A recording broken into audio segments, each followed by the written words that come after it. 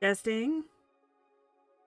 My God, it's like every time I turn my computer off, it changes my microphone setup. Let me know how the first off, let me pause the music. Y'all know I hate talking over the music, especially. So let me know how the audio is. Microphone if there's any issue. Usually when it does this, I will check and make.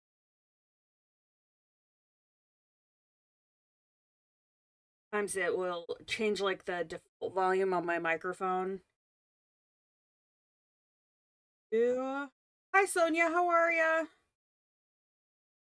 Double check something before we other still this. Yeah, I've had it happen before. It'll crank my microphone volume like way high and then I sound like hot. Okay. So, I'm actually well not saying that I'm not excited to stream any other any other time. Um but I'm actually really excited for this project today. I was having trouble figuring out what I wanted to do. So originally, I was gonna do a background tutorial with this set of markers, and then as I kind of got into it, I realized some things, and I started playing around with this set of markers and combining them.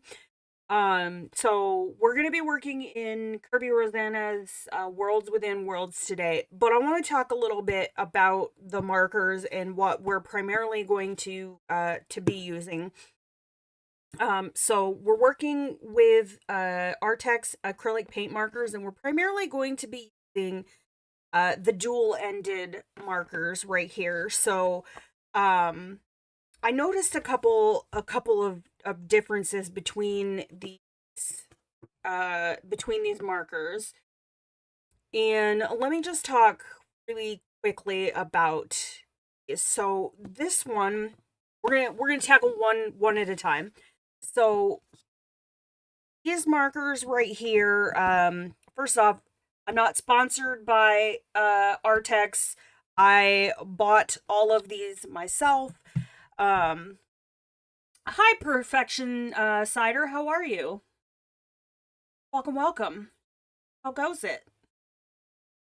Um I apologize I can't get us out any wider. It's just the way things are set up. My camera is actually maxed out right now, so I'm going to try and make sure that I'm in frame.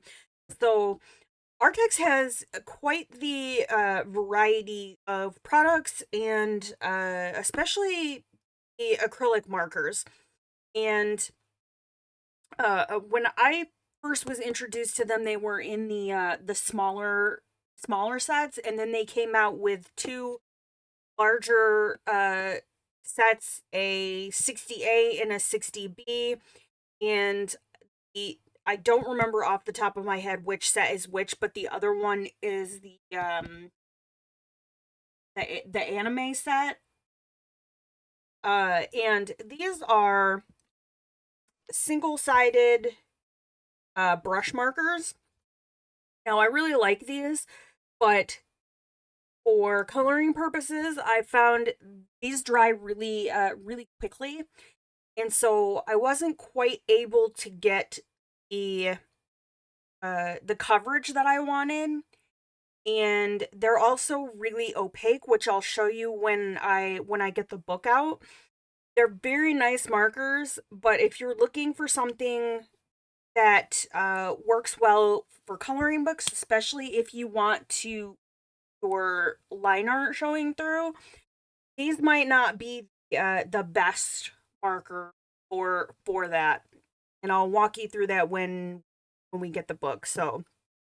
Um, so that is the single-sided, the brush markers, and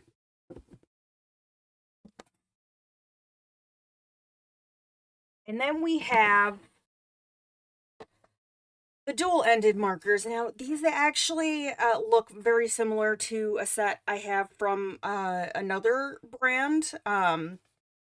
These have a brush tip and I hesitate to call this a fine tip in terms of what they offer in nib sizes. It's the finest tip that they have.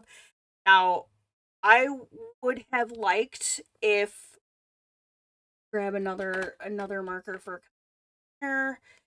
If it was a little bit of a finer point on these, um, it is a little tough to get like super fine details. And let me out.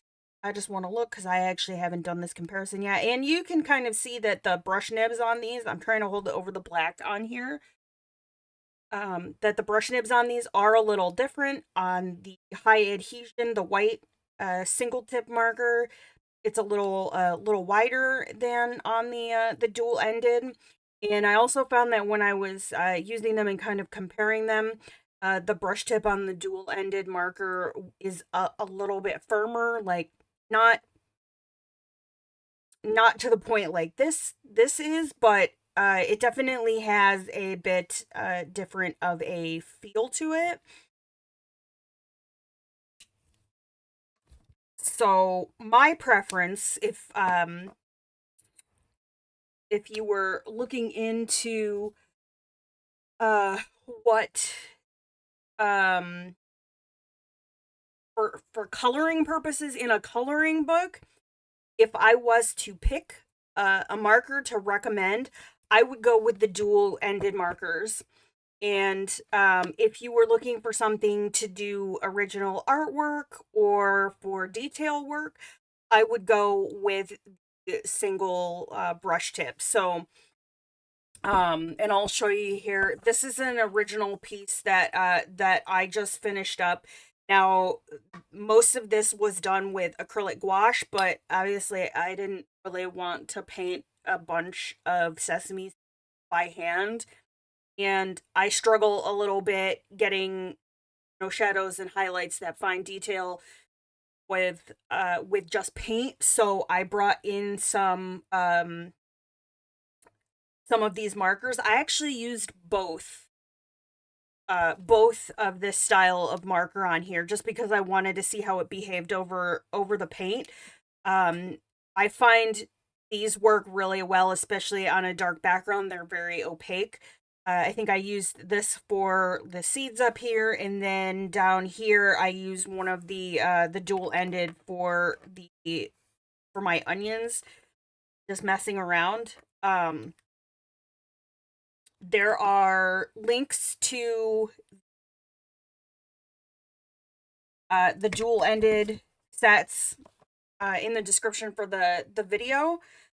These come in a, oh my goodness, I had this all like prepped and ready. I promise I'm semi professional. Um, hold on just a second. So obviously we have the 24 set. And then the other set is 32. And I actually have both sets, but my 32 set is in a case and I don't have the box anymore. And I did check. It's on our Arrtx's website. But between the 24 and the 32 set, only colors that overlap are white and black. So if you get both sets, they are completely different colors, except for white and black, which is nice. Because I know some companies would take the 24 set and then just add, you know, new colors to get to the 32. But there are some different colors in each set. So it is legitimately 56 colors of markers. So there's a link to the 24, the 32, and then I found that on Amazon they do a bundle of both sets, which is a little bit cheaper. So if you are interested in purchasing these after I do my my little demo here, those links are available. Let me just check the chat before we move on. Wish lists, but how are they with backgrounds? I will show you here in just a minute kind of what my experimentation was. And thank you for the kind compliments on my burger. Uh Definitely learned some things in that process, but my son liked it and he's the one that requested it. So, the client was happy and that's what I care about. Okay, I think we're ready to bust our book out here.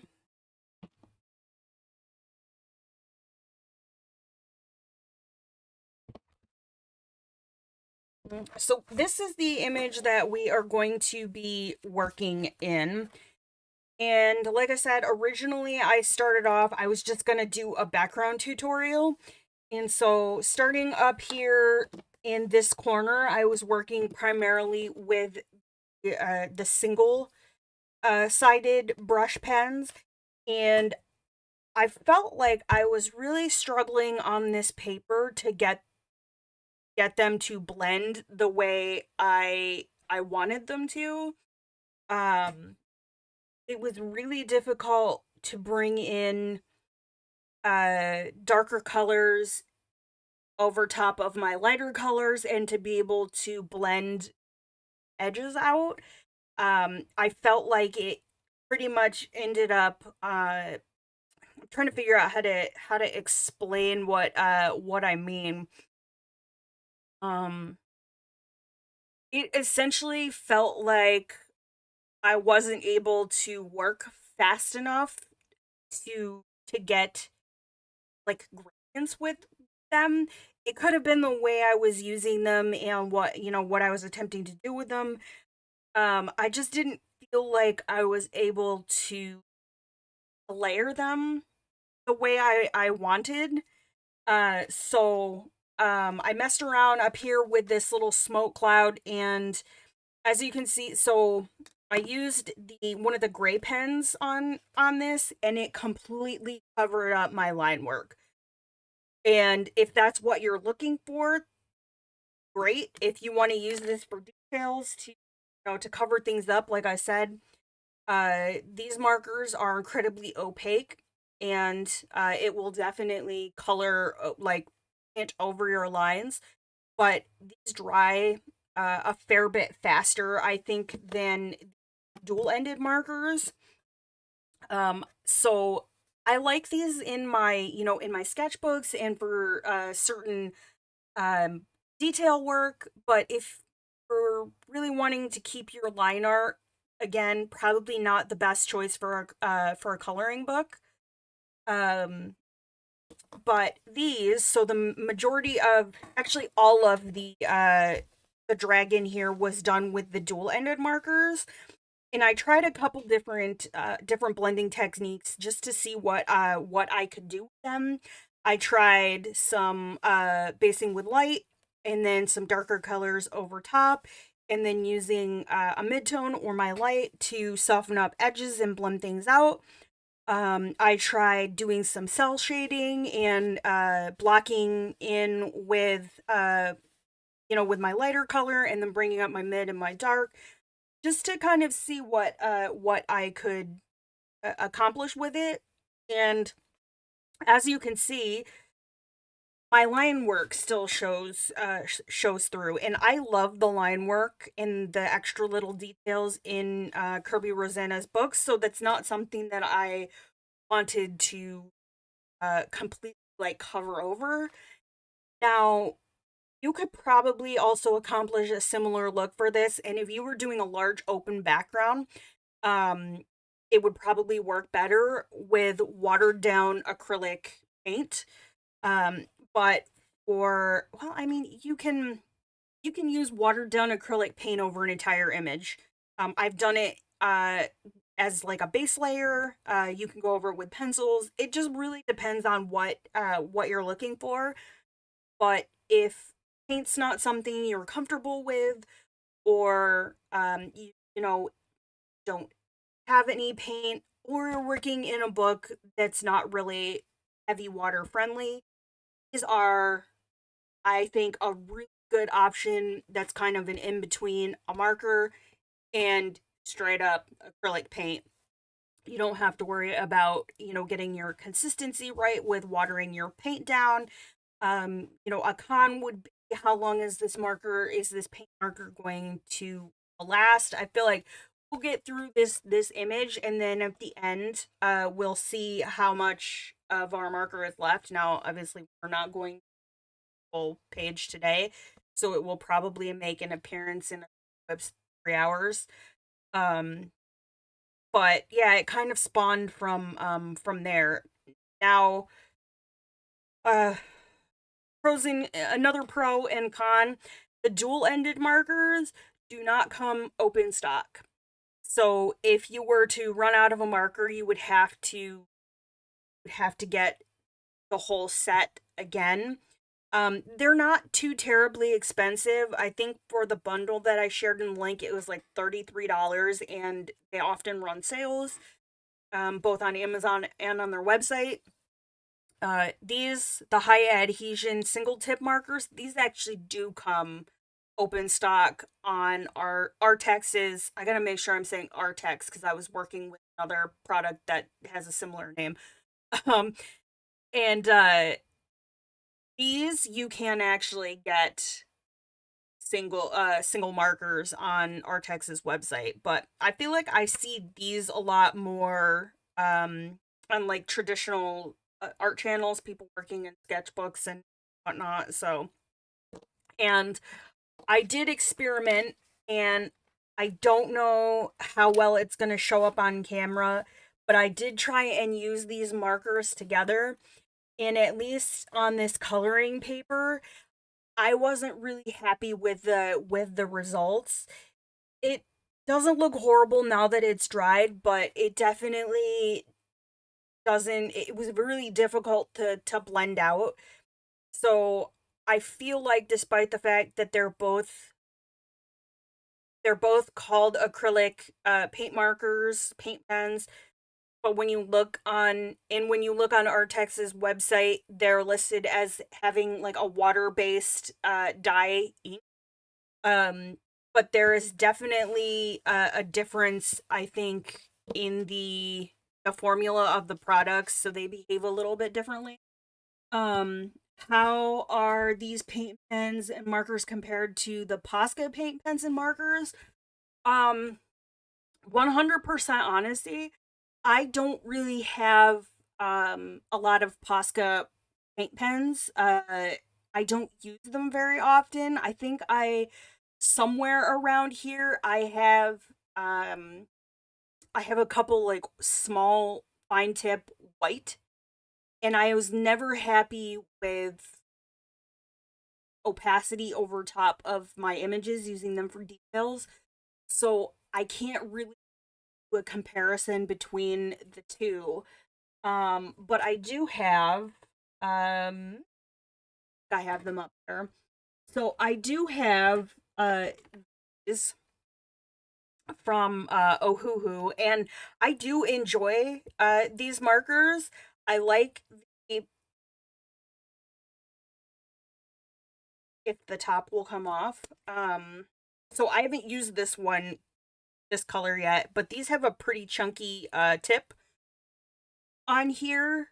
Um I do like the fine tips on these. Now, the other thing with if the Arrtx markers, at least these two in particular, you don't have to pump these. So it is what it is. With the Ohuhus, you have to press down on the tip to activate the paint, which I'm also not a fan of. I find if I'm not careful, I end up breaking tips of them.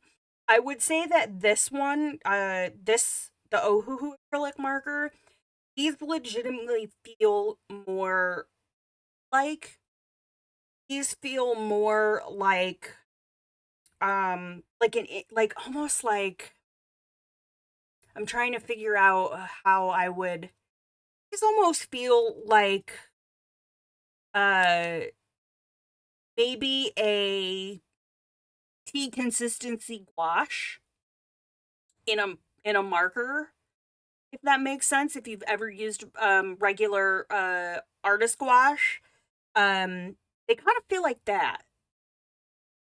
It's somewhere in between paint and maybe like the Faber-Castell, like the pit pens.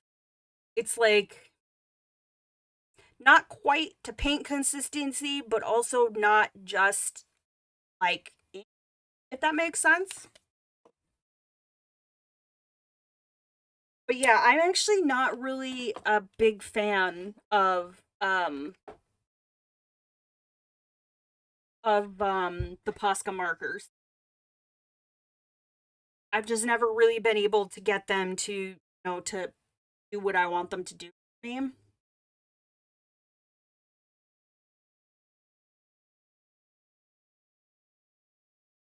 But we'll get into the drawing here, and I'll kind of show you what I was able to do. But let's go to the front of the book first, and I'll show you. I don't really care about the cover page, so let me make sure that this is framed first before I do this. So uh, I'm just gonna go through with the high adhesion marker, and we'll see what we can with this. Now, because this is a pretty thick line, it's not going to completely cover it up like it would on some of the thinner lines. So let's try over here. And with some of the darker colors, it will definitely color over your lines. So not complete coverage with the white, but so that is the single, and the dual. And you can kind of tell, like, I don't know if you guys can see that. Let me see how close I can get us in.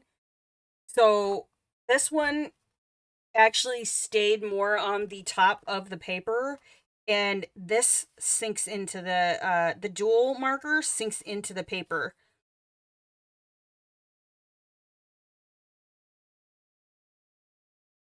Like that completely disappeared. So definitely a different formula between these two markers.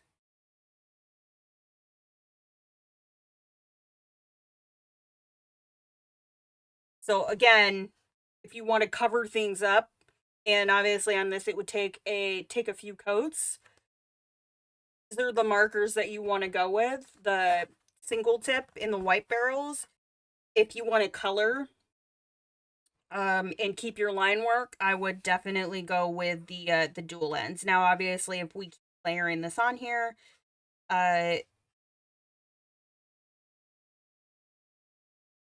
you probably get a bit more coverage, but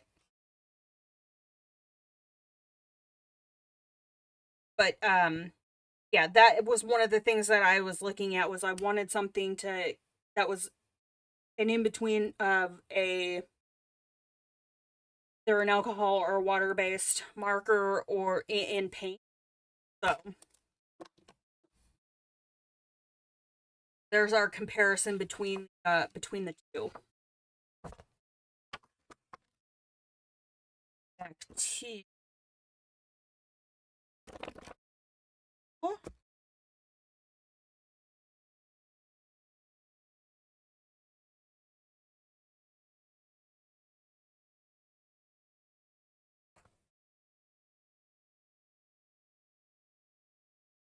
bring us back out just a little. So go ahead and we will start on our image. Bring over the markers that I have out. I may have to pull over.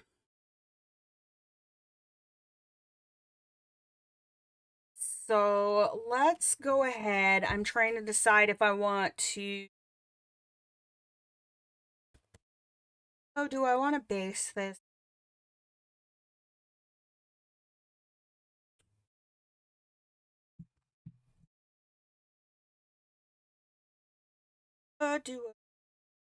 Well, let's try.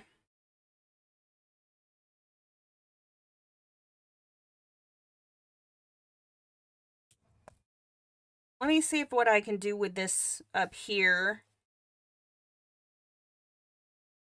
I think that's too yellow for that bin. And like I said, these markers go really well over top of each other. We put a little bit of the darker green on. It's a lot of back and forth, but I feel like I have a little bit more time to work on this. And if you guys hopefully can, I was able to kind of use my lighter color to pull some of that green out and like soften up my edges. If that's the look that you're going for. I have to get the dual set because I don't have paint pens like that for backgrounds in detailed books. Yeah, I would recommend the dual ends for the backgrounds, and I just kind of had started messing around on the background. We'll play a little bit more with that and see what we can do. And I don't really have a specific like plan for this image because really I had just started out kind of, messing around. So we'll work on our dragon for a while, but let me show you guys one of his little like center belly pieces right here.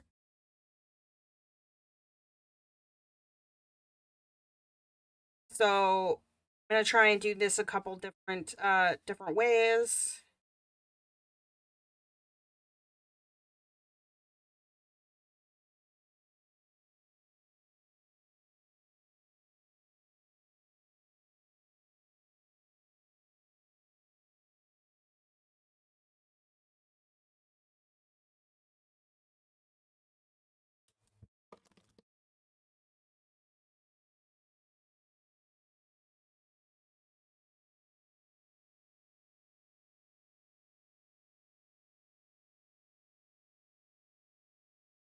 So when it's wet, especially if you are layering over top of other marker, don't be scared because it does kind of look like it's coloring up the lines, especially with some of the darker colors. But if you give it a minute to like sink in, your lines will come back.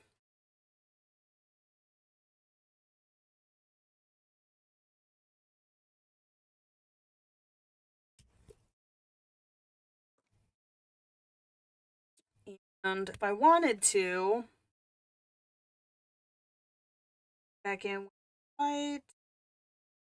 And so you're gonna get a different look if you let your marker dry before you go back in with a lighter color. So if I let this dry and then come back in over the top of it, I'm gonna pull the camera back out a little bit because it's actually picking up on focus on the pen and it's blurring the image. I don't want that. So hi Thomas, how are you?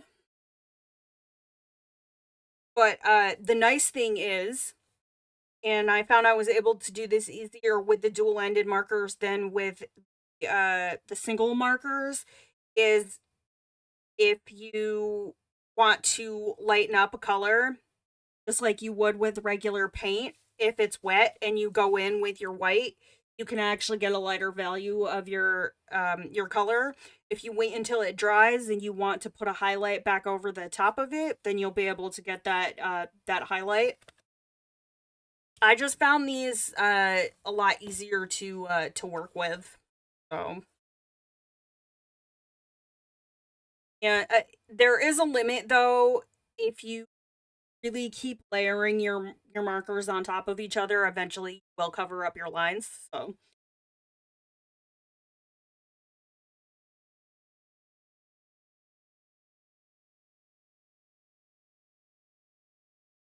I just feel like these are a little bit more versatile. I'm gonna try and do this so that I don't have to swapping back and forth between my markers as much. I do recommend, though, if you are wanting to use these and actually like blend them with each other, work in small areas. Don't try and cover like a big huge piece of your spread. If you are just using them as a base, because you could use them as a base and go back in with colored pencils and they'll work that way. You could cover a wider area. I thought the Arrtx paint pens are white barrels. They have quite a variety of products, Jamie. Different types of markers. But I do have a white, and we were just talking about the different formulas in these markers. So I'm using the dual-ended markers for this project.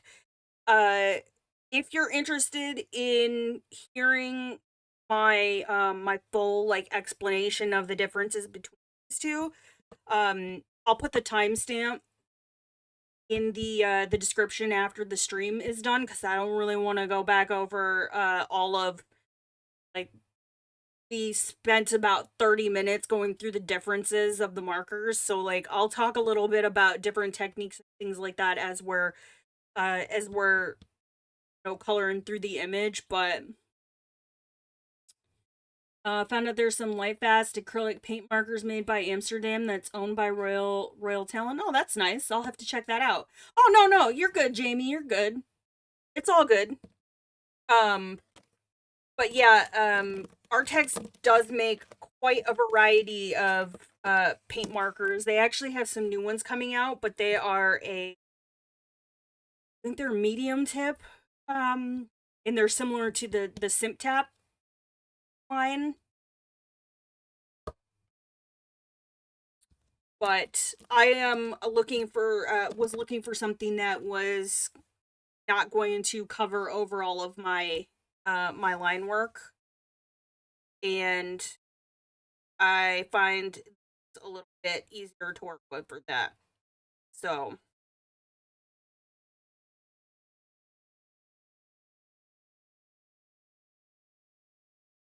for next payday, you're gonna pick up the dual-ended ones. Well, if you do, feel free to come back and leave me comments about how you like them. And like I said, the links to the sets are in my description for the video. Also, hi Brittany. How are you? I know I responded to your comment, but I didn't say hi.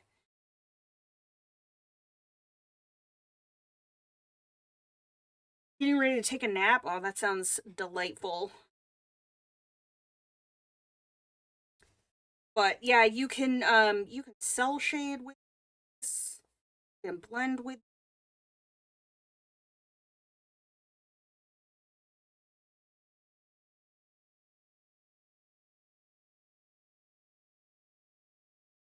Oh, hold on just a second. I will be right back.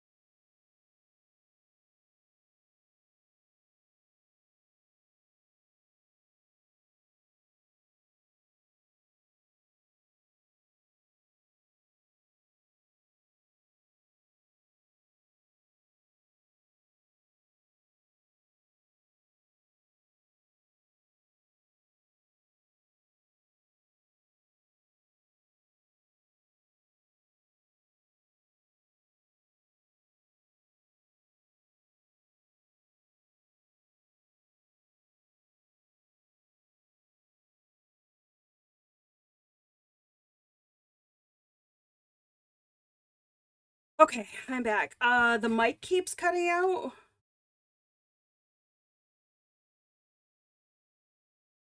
Let me try something real quick.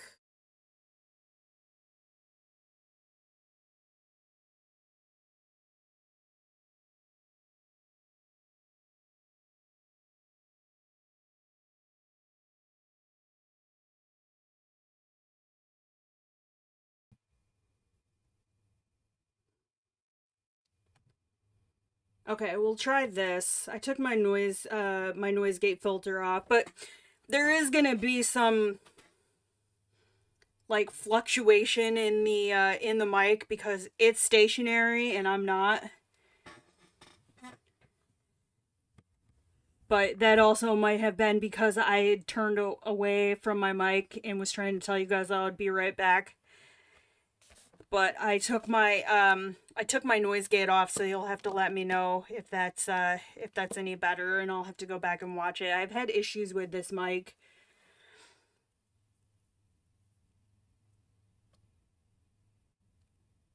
Uh oh, wait. Um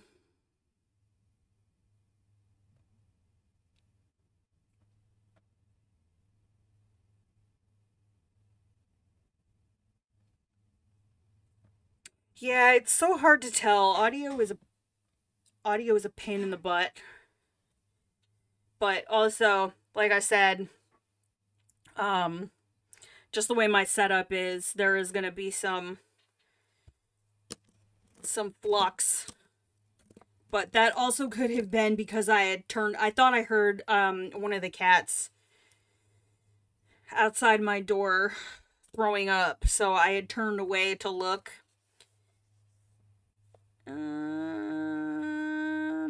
Okay, I need to formulate a plan here.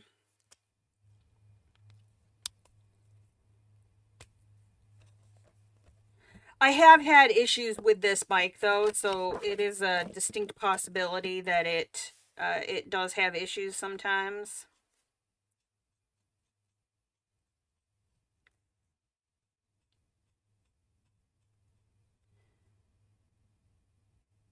Just found a baby kitten. Aw. Seriously, what is that noise?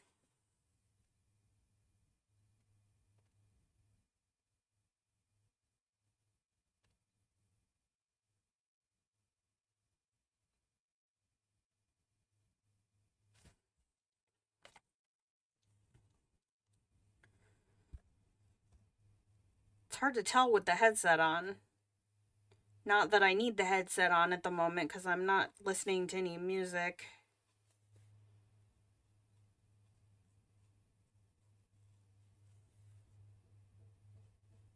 It's outside. One of my neighbors is doing something.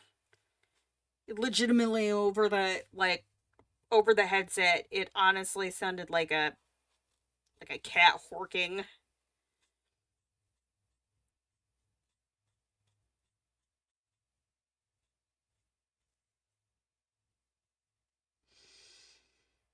Oh, let me go see. 1:10 Wednesday morning, should be sleeping, but you've been coloring all night. You should do the sleeps. I would love to be sleeping right now. Not that I don't want to stream, but a nap sounds amazing.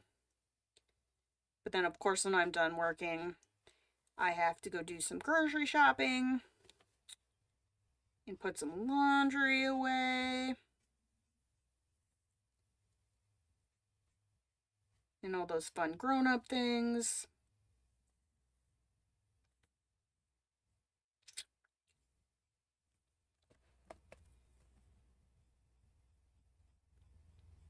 Cause yeah, all my cats are snoozing.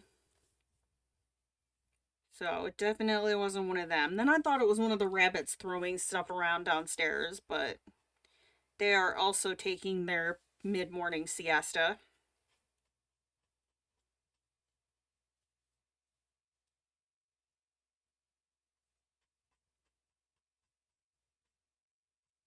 So that is the other nice thing about these is like if you go into an area that you don't want to to go into with one marker, if you catch it quick enough, you can kind of blend it out.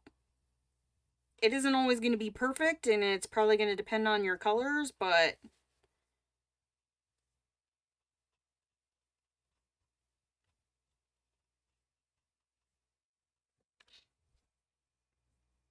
why would my cat be throwing up?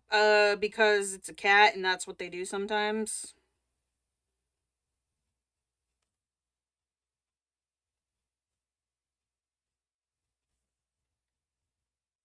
I have one that's a scarf and barfer. I have one that has a little bit thicker of a coat, and all of them are shedding, so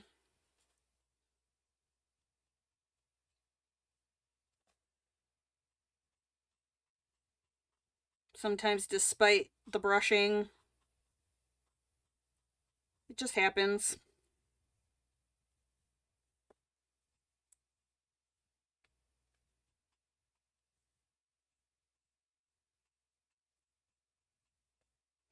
Thankfully, the one with the thicker coat actually enjoys being brushed, though.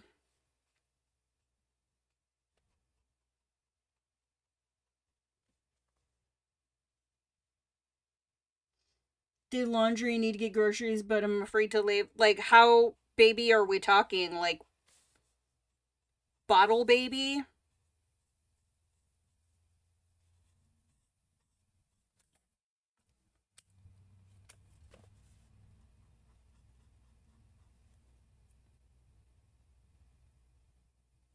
Um,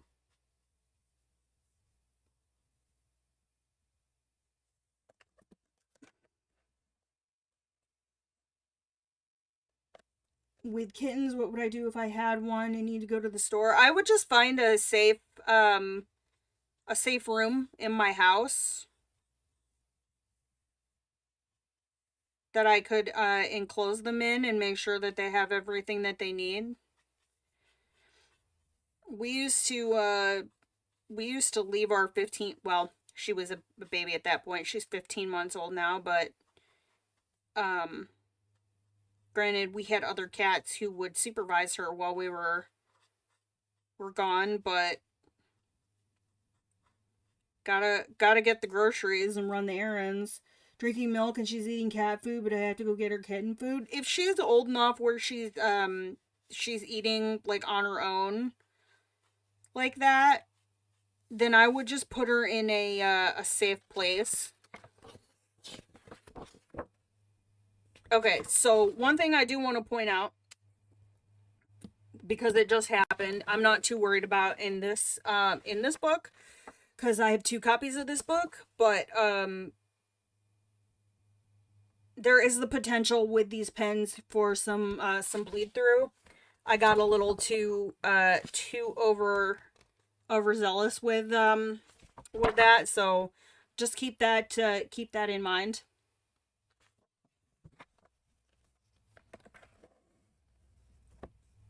No page will ever be perfect, all about the progress.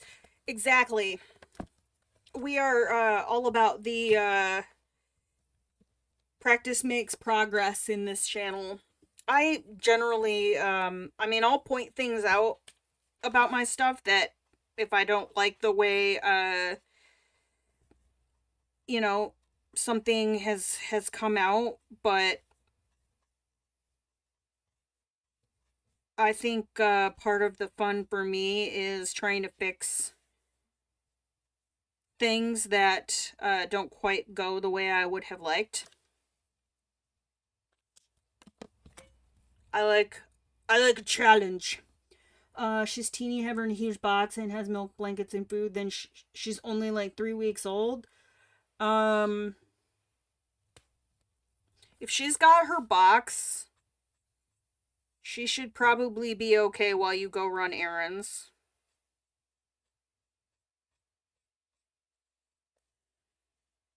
Can you see the front of the cover? Hi Topeka. This is Worlds Within Worlds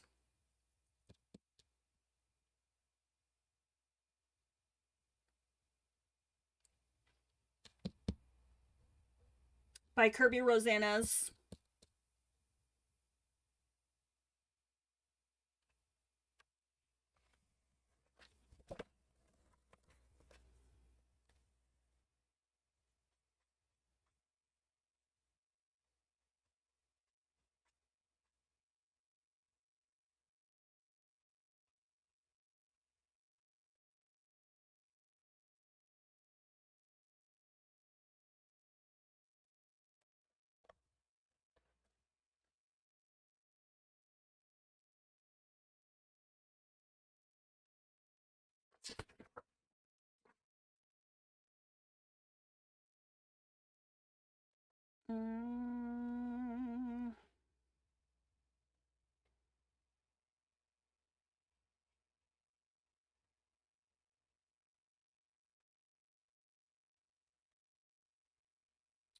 I think the fun part of coloring for me personally is just the progress from start to finish.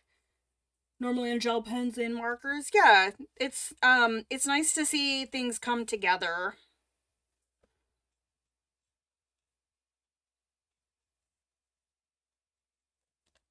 Just make sure. I'm just also with these, I'm trying to push the limits on them too.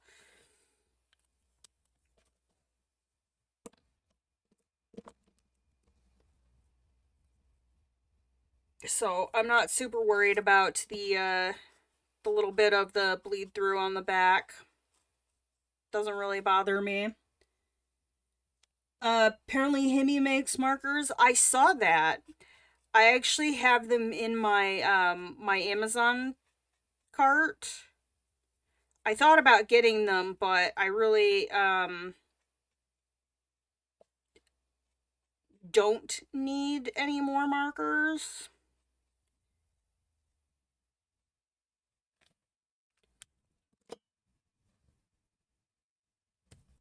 It would be fun to try because I like their paint, but I've only got a few more months until I retire, so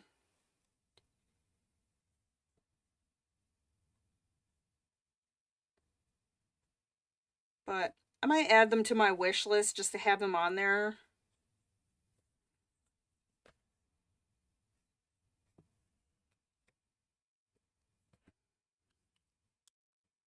Oh, thank you, Jamie.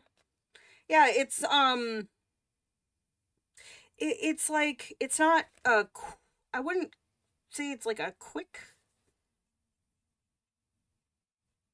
process, but definitely quicker than pencils.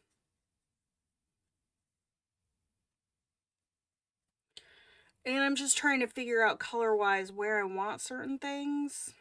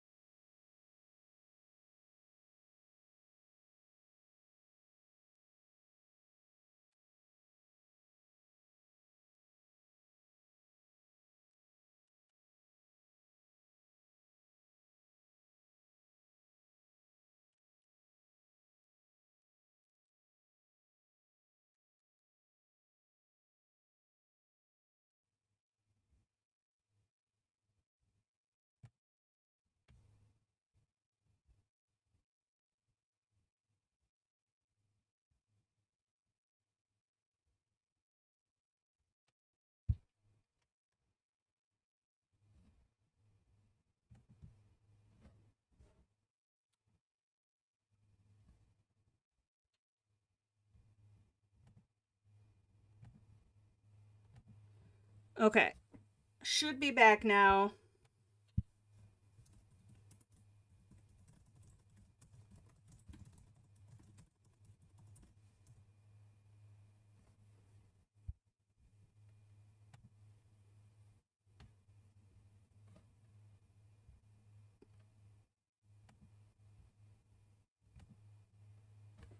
Okay. I'm not sure what happened because I wasn't dropping any frames.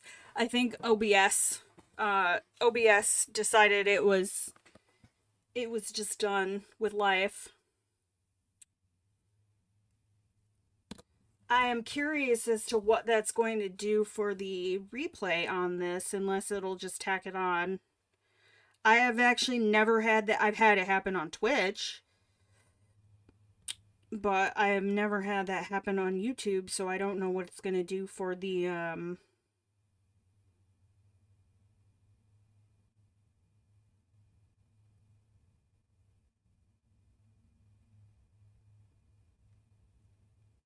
I'm just checking. I'm curious if it's going to give me 2 videos for this stream. I guess I'll just have to see what it does after the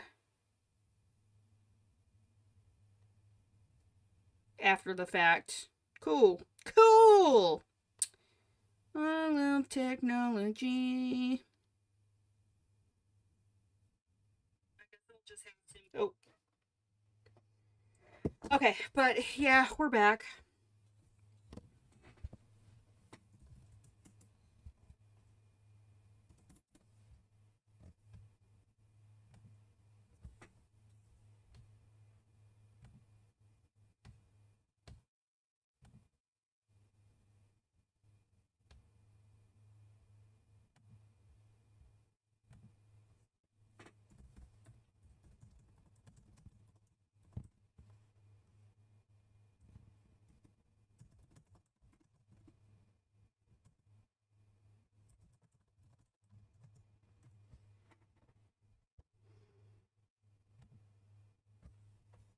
And also, yeah, it wasn't frozen. I just wasn't doing anything on the screen yet, so but it's back.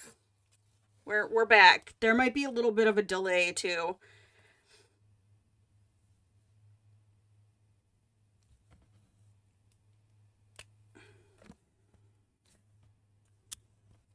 Yeah, I had to completely close out OBS and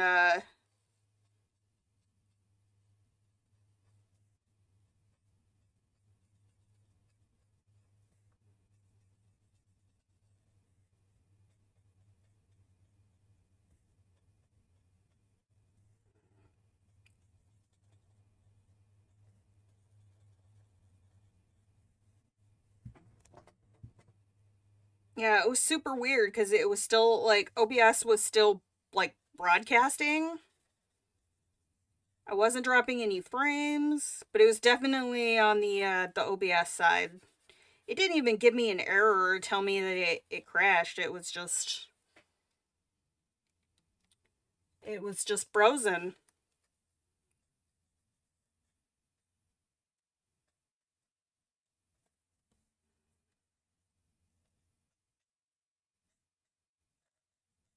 So yeah, I outlined some of these up here because I wanted to see how opaque they were on my line work. So we're gonna have to fix some things up there.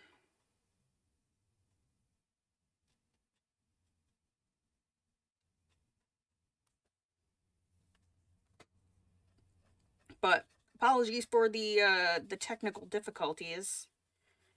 It's gonna be one of those days.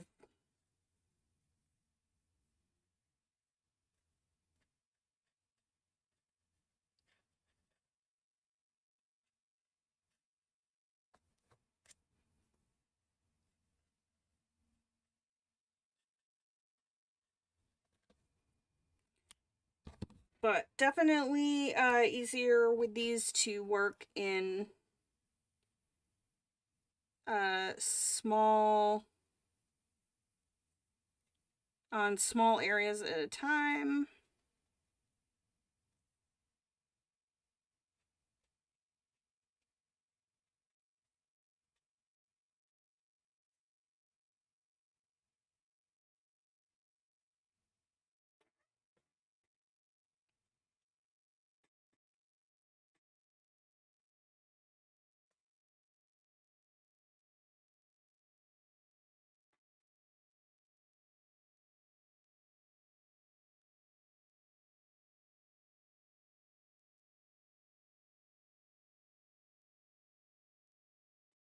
And then we should be able to go in and soften up some of these edges. Unless that's the look you're going for this image. I mean, I'm just kind of experimenting, so if you wanted maybe a more illustrative animated look, you could just leave it as those like solid blocks of color. So found out last night that my one and only black zipper marker case holds your Creative Color colored pencils. Happy for this since there are only 48 total of those colored pencils. Oh, that's nice. I actually got rid of some of my my empty. I had a couple like empty cases and reconsolidated some things. And so I thought I had gotten rid of all of my empty cases and decided I wanted to um put all of these pens in a case.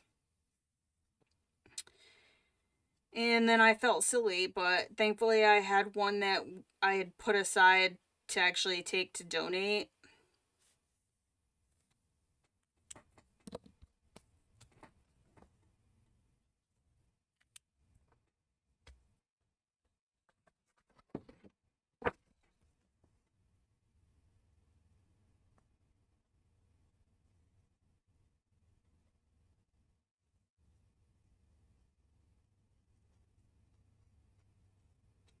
Because I do not have enough room in my office to store a bunch of boxes anymore.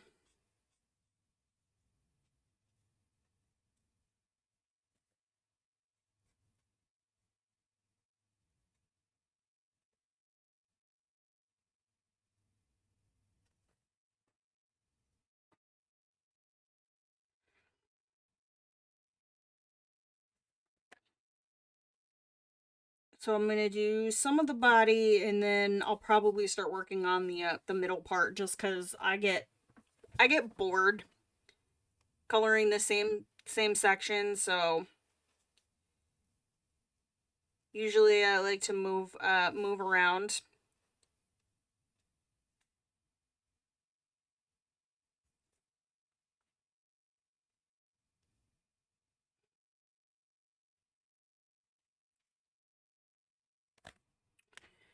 Um, mm, mm, mm, mm.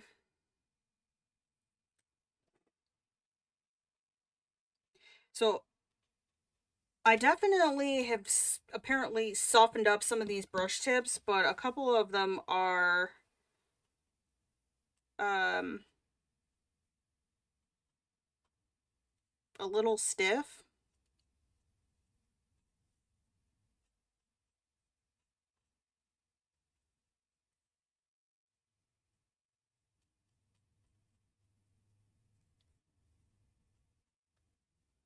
Which I actually would prefer it if they all were like this, because it makes it a little bit easier to pull back on the pen and use just the tip for detail work. Hemi makes the alcohol markers. Yeah, I saw the comment about the alcohol markers. I actually watched somebody review those last night. So they're on my radar. But I don't really have the money for another, well, I shouldn't buy any more markers right now.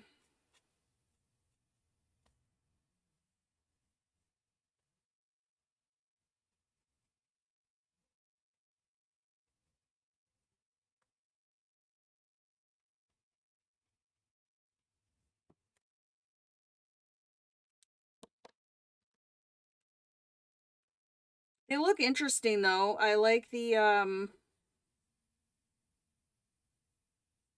shape of the barrel looked interesting.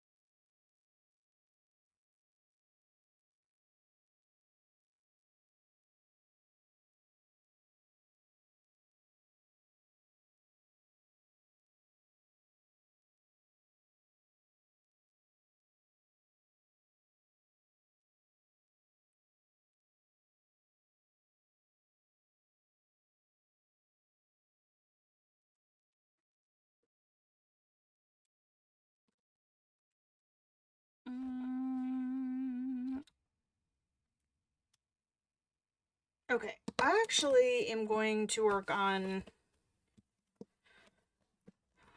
I'm going to work a little bit down here right now. And are you guys the same color? You are not, but you look very close. So, these also actually have the marker number on the barrel, unlike these, which come with stickers that I am not a fan of.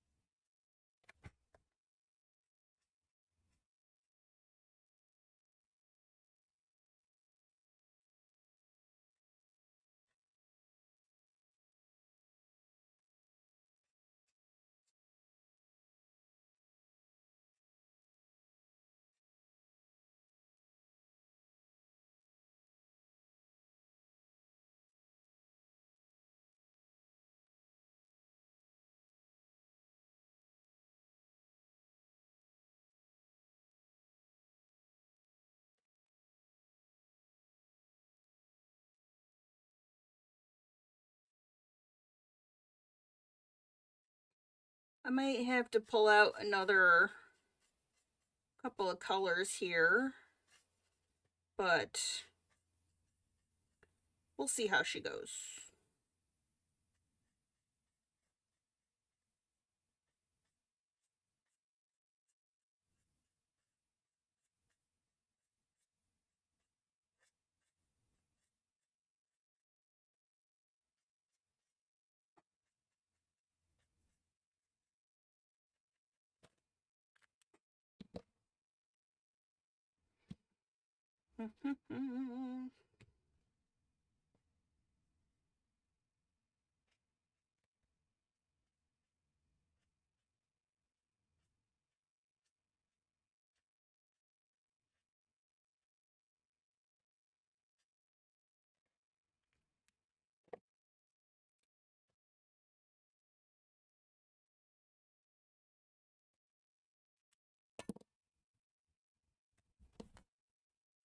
I got a little overzealous there, but that's okay. We'll be able to cover that over once it dries and we start doing the background.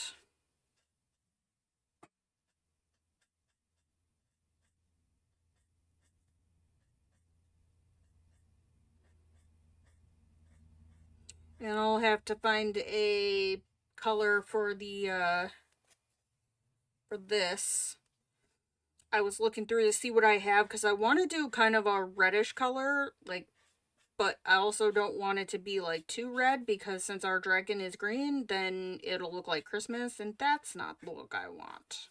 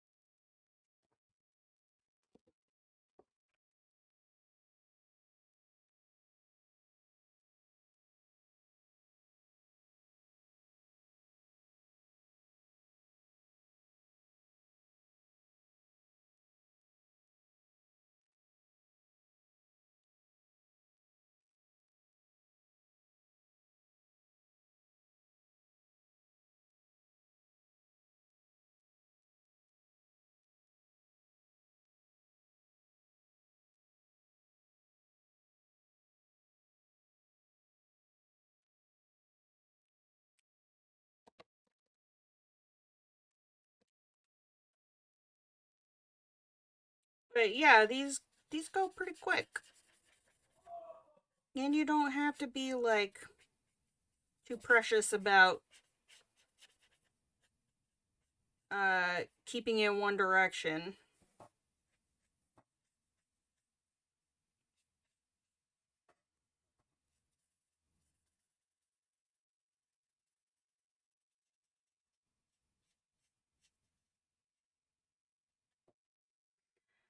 2 bigger size shell stainless steel bowls in a silicone mold they bought from a local Hollywood feed for a while back that stopped your bigger Maine Coon mix cat from going after his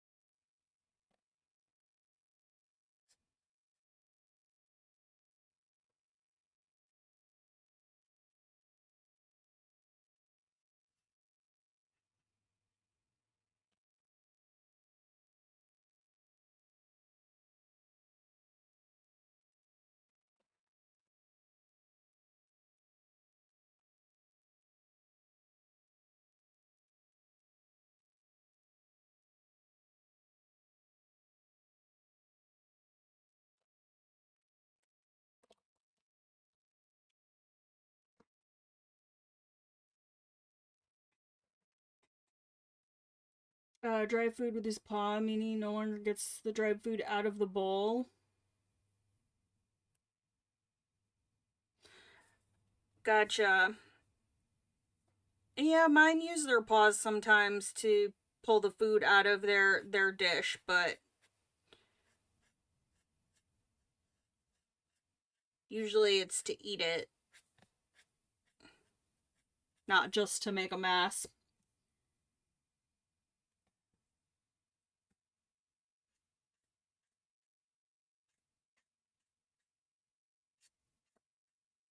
I have one that gets fed out of a puzzle toy.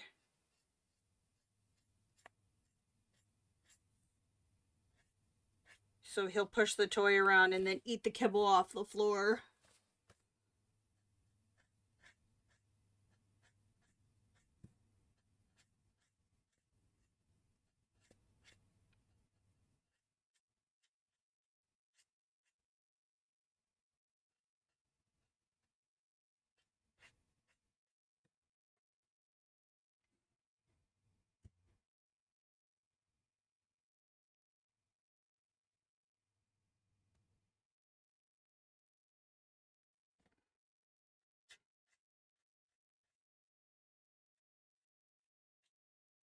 Or sometimes I'll just chuck a handful of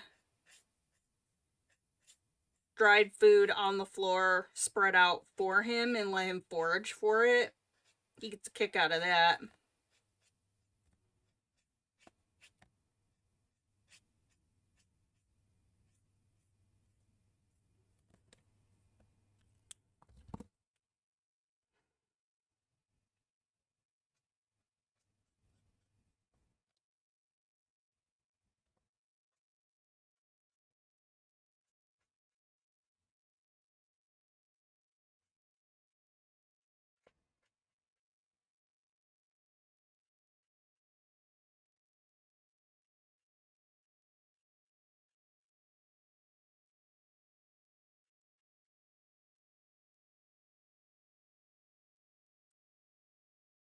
Uh, they don't move the dishes around. They just sometimes will reach in and use a paw to get the kibble out, but they only do it a couple pieces at a time. One of them eats out of an elevated bowl as it is, because otherwise she will throw up her food. And then the other one,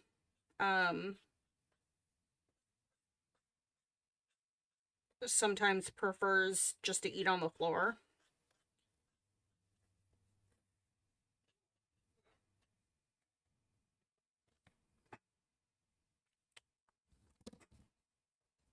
But yeah, it's not really a they're not violent with the dishes. Esther can't move hers around anyways because it's in a holder.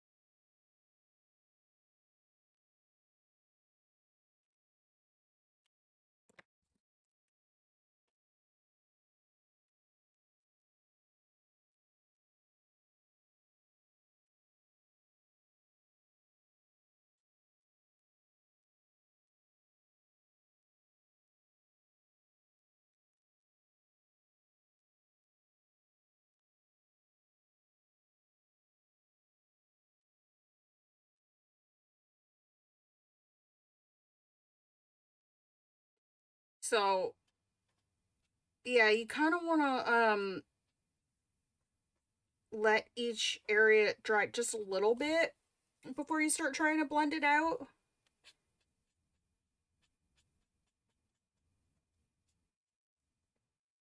Not like completely, but if it's too wet, then yeah, you'll go through the paper. But so far it was just that one spot. Violent with his last food dishes. Yeah, some cats are aggressive eaters.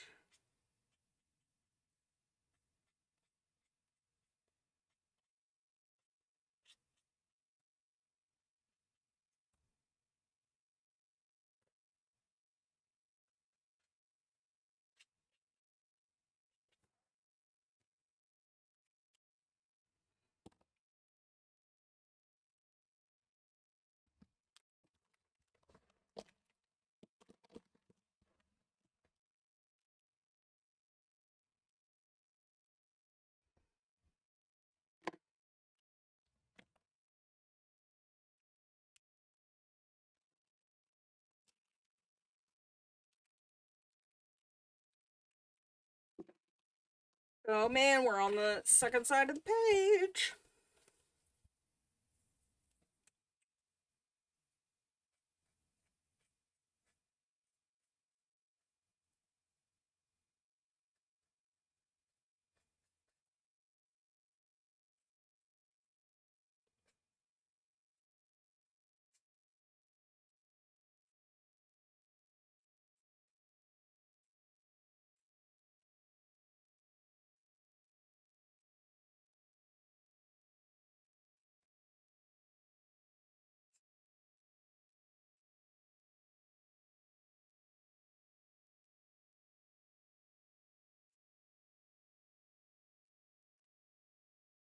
I think I'm just gonna finish my base color over onto this side.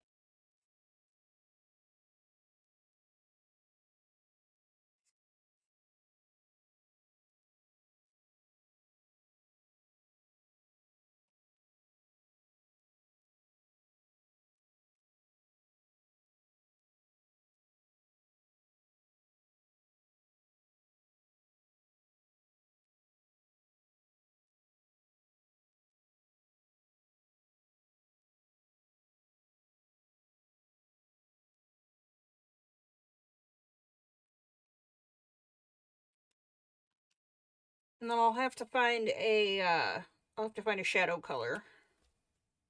So I do feel like it needs a little something.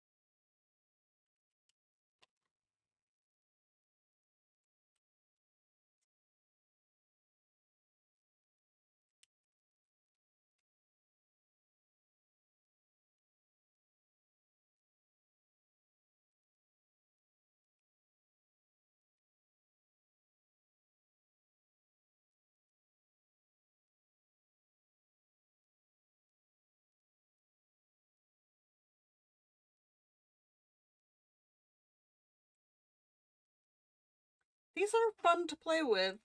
I will say that.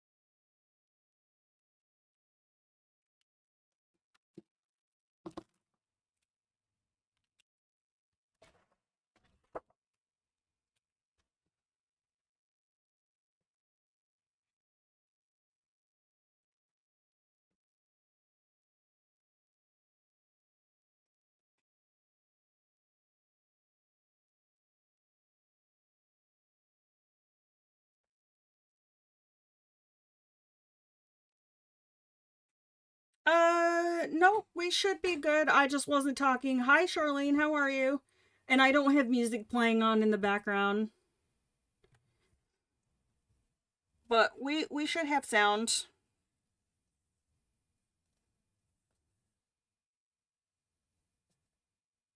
which you will probably hear momentarily when I answer your question because there is a delay. Thanks, YouTube.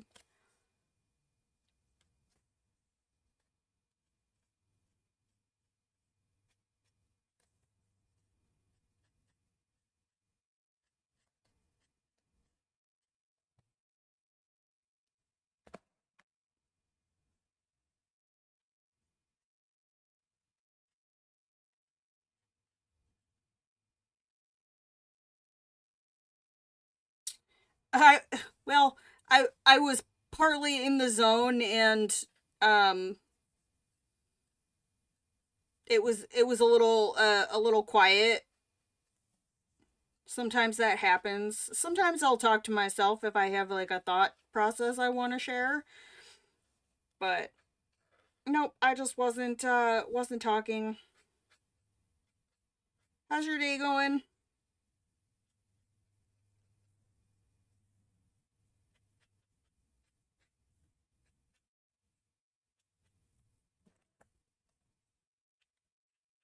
Yeah, we just had some technical issues and that always like throws things for a loop.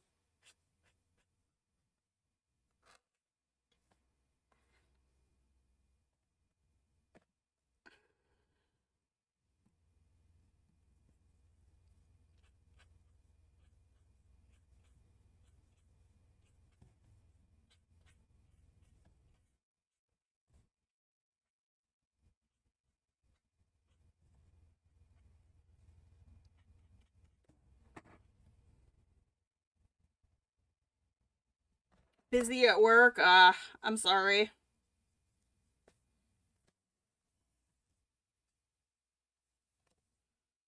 That is a bummer.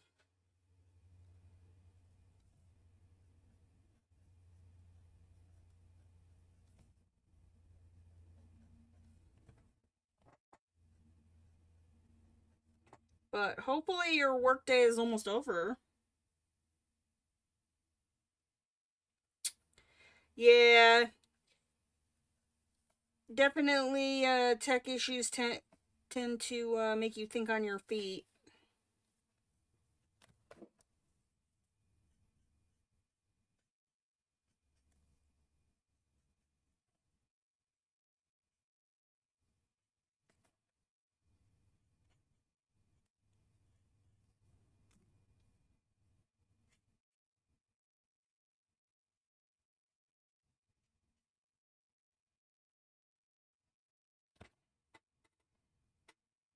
Okay, let me see what I have for a darker color here.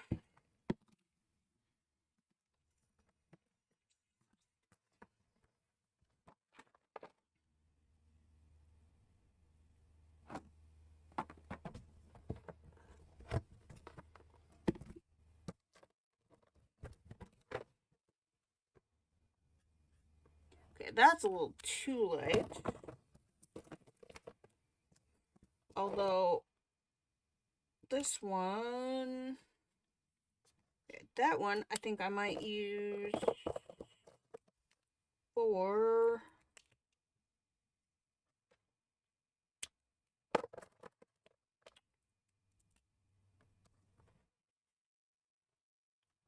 I might try that for these little things down here. Halfway for the first job. Not get done until 8:30 tonight. Ooh. Bummer.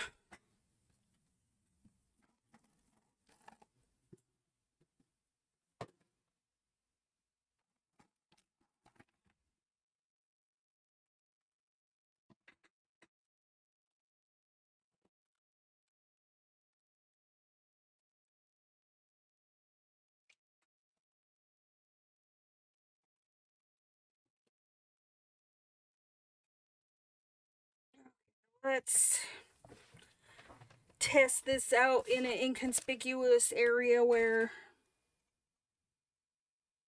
Okay, I actually don't dislike that.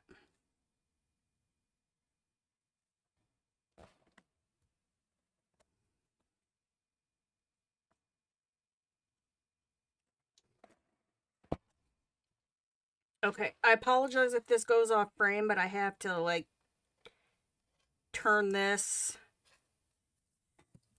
a little bit to do this outline.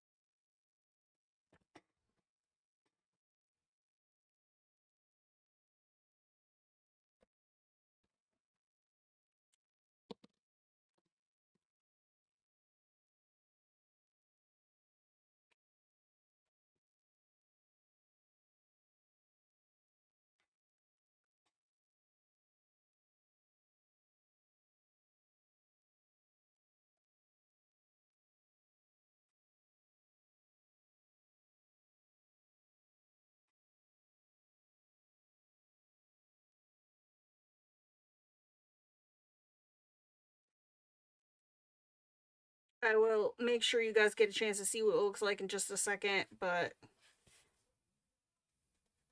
trying to find a comfortable direction to hold my hand to do these.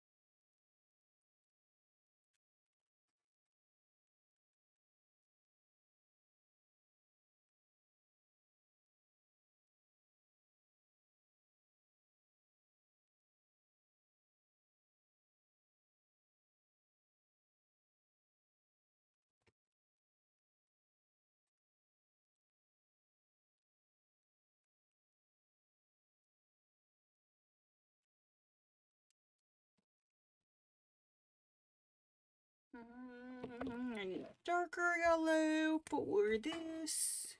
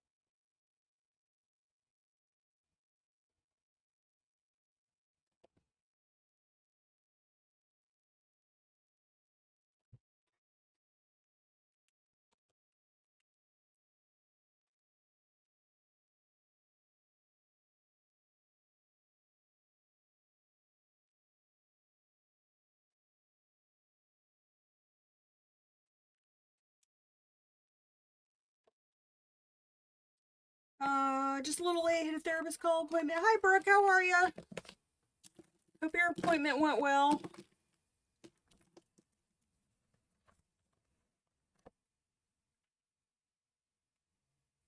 Let's see. Pick a few strategic spots here to put our darker color because I don't want it like everywhere and I don't want it to look like super uniform.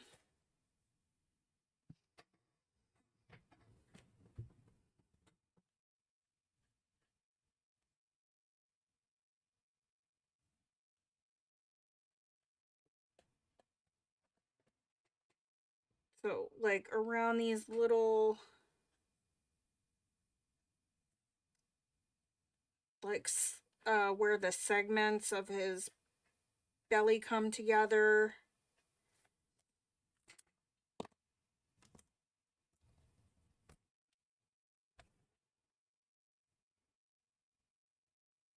Oh, and if you're worried about your tips on your marker getting like junky, like mixing things back and forth, they're pretty easy to clean off. You just scribble it a little bit on like a scrap sheet of paper just to make sure that all of the rest of the other color comes off. But I haven't had any issues with like the tips being stained or anything like that. You just want to make sure that it's clean before you use it with like another image or another color that maybe you don't want, whatever it was that you mixed. But I have zero issues um with them like mixing.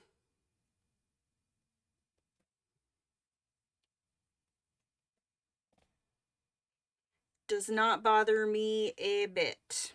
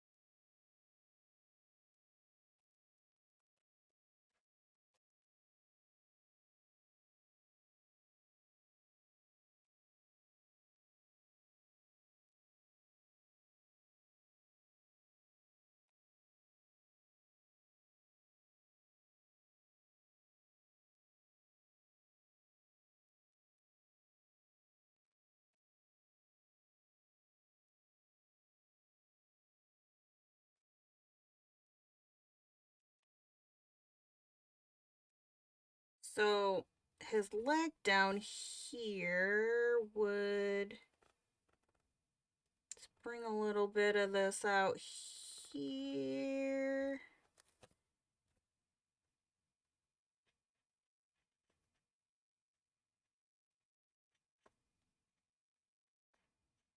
Okay, this color is pretty opaque.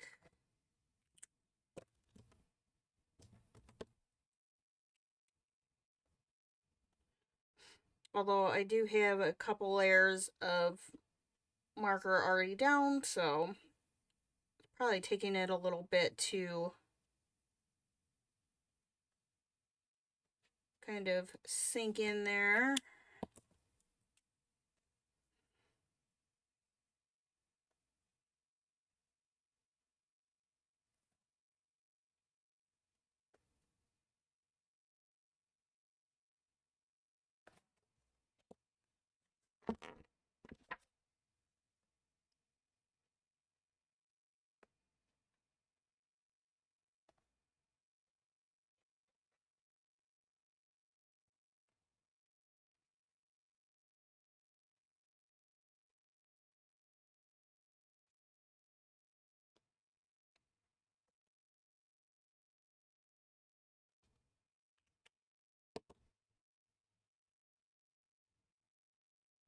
Okay, I'm liking how that's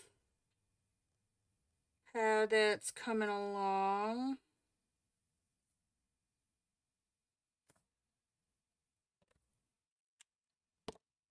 So I'm gonna try and finish this portion up before I take my break.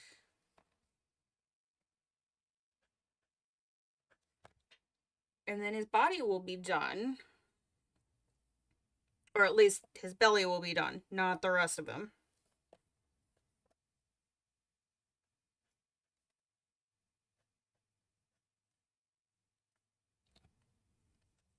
Okay, we're turning the book upside down.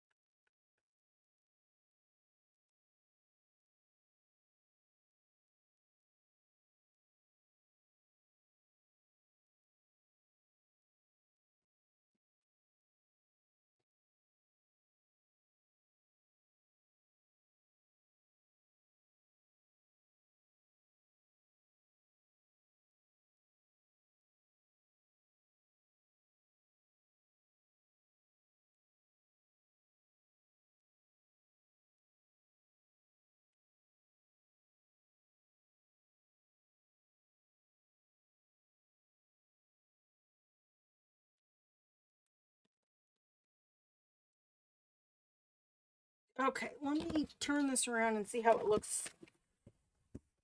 first.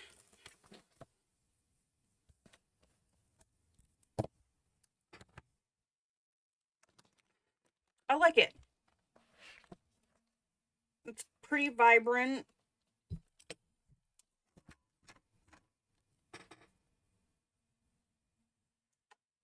La, la, la, la, la.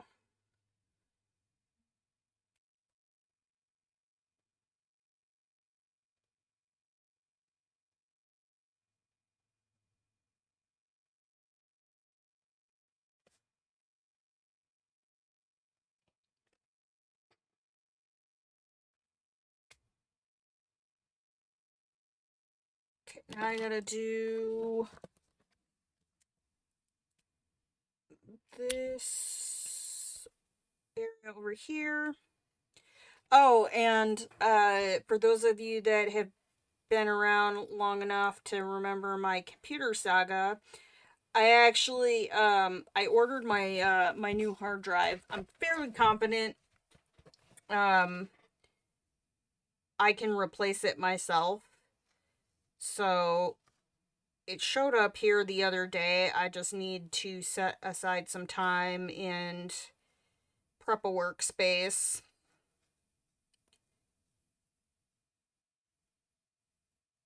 It shouldn't take very long, as I'm more worried about the post installation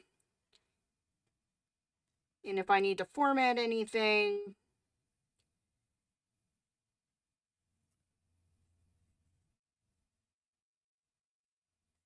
But I've replaced other computer components in other computers that were not exactly made with upgrading in mind, and this computer is made um,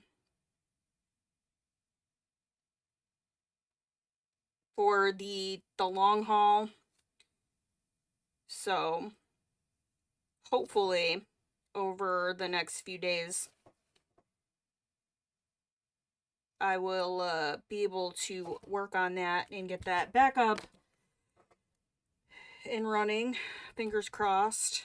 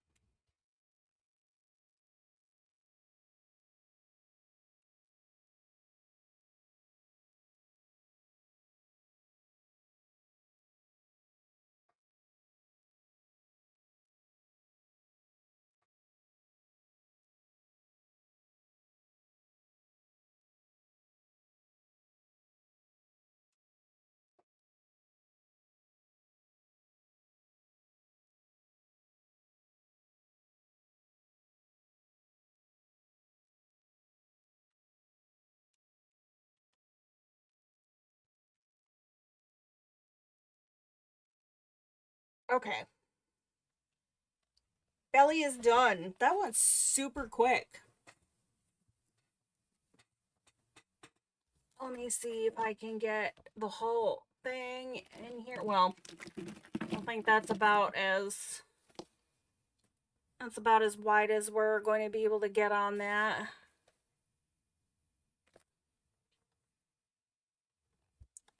But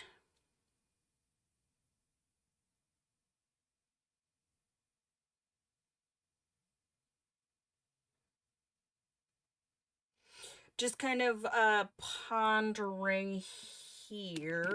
I do have a pink that I could use.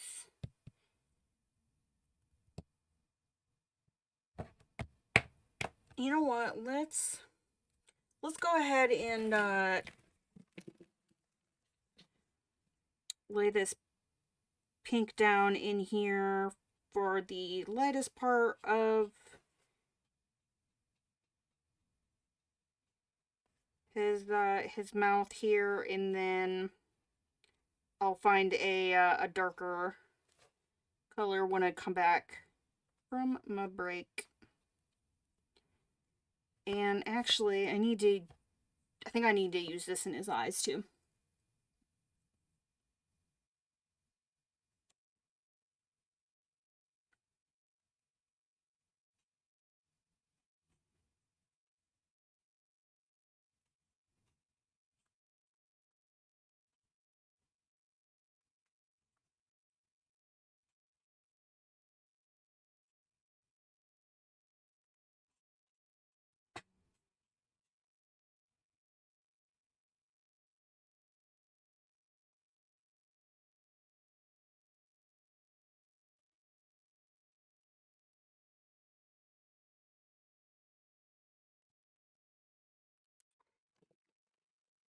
And where is my dark green?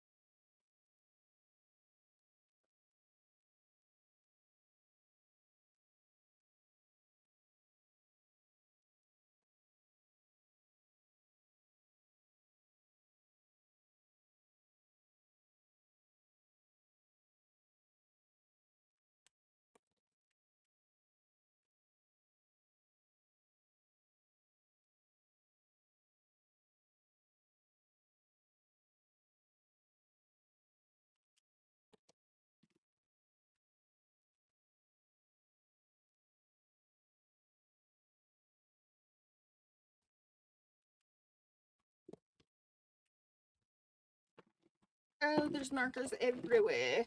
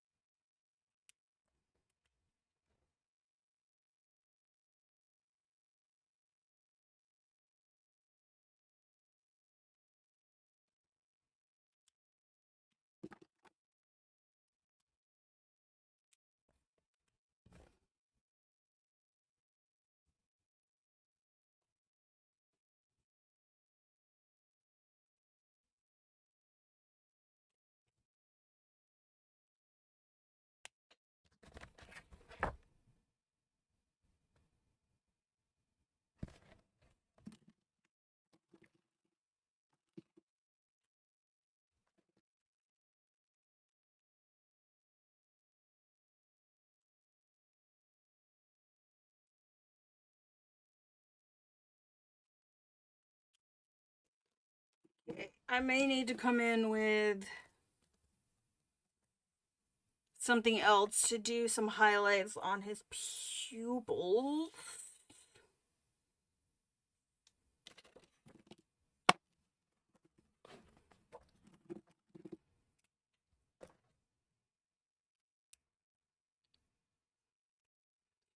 But we'll do that later.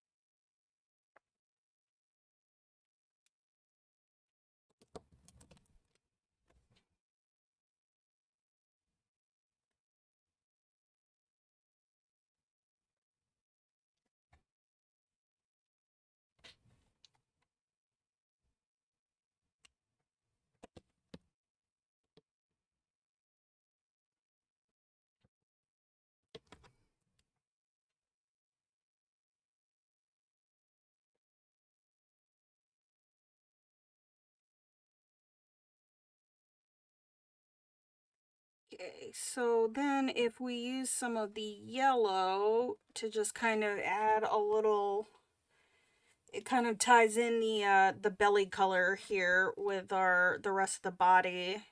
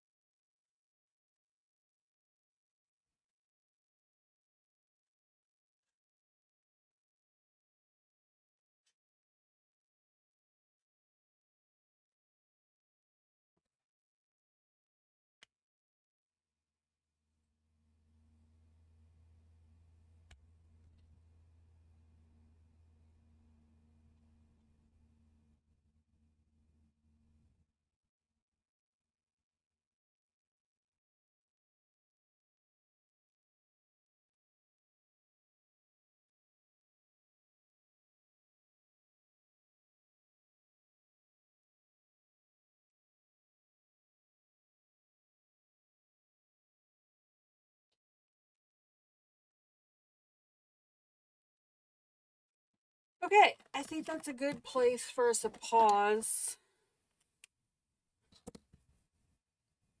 And then we'll come back and we'll start working on, I might fill in a little bit of the background just so we get to see a few different elements worked on today.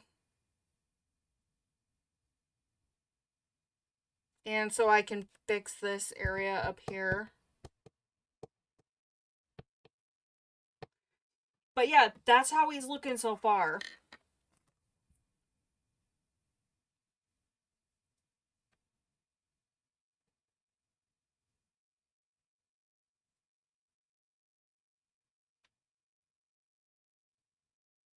This is going to be a little tricky down here to... I think what I probably will have to do when I get to this area is do the little structures first and see how they look, and then kind of determine what colors I want to use for the in-between parts. So, but yeah, it is time for me to take a quick break. And yeah, so I'll put some music on, I'll throw the screen up, and I will be right back.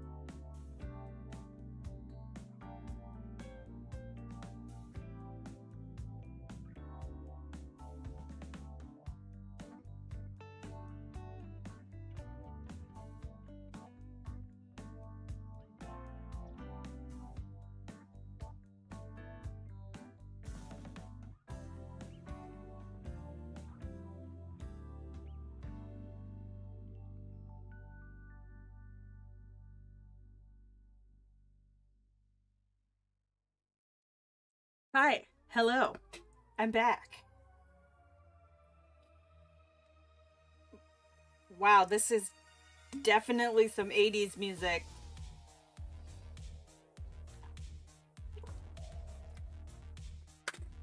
Oh man, I had myself a nice sandwich.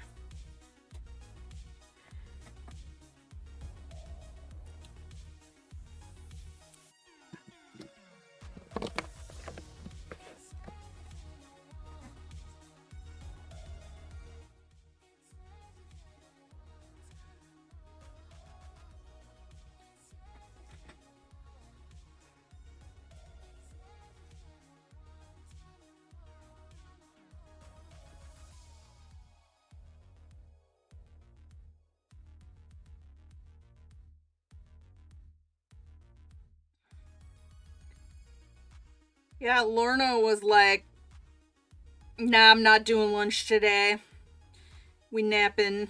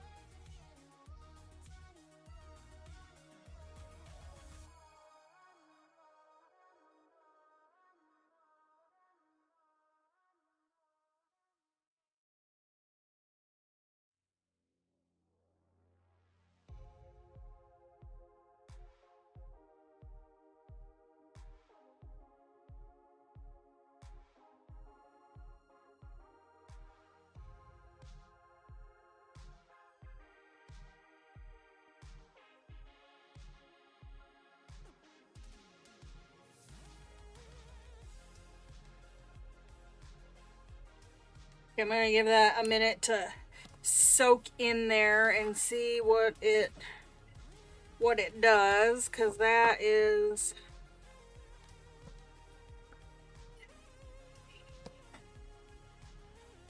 a little too dark. Like, this is good for up here, so let me. I think I need a intermediary color.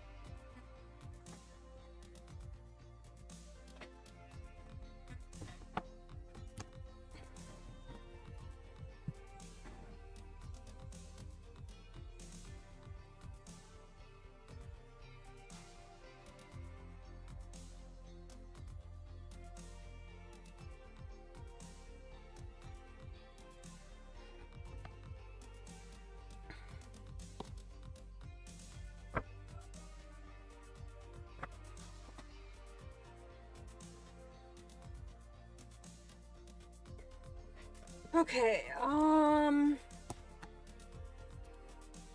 going to block in my blue color for my background. Alright, I'm gonna pause that music because it's actually like incredibly like overstimulating me today. Normally I have zero issues with having the music on in the background, but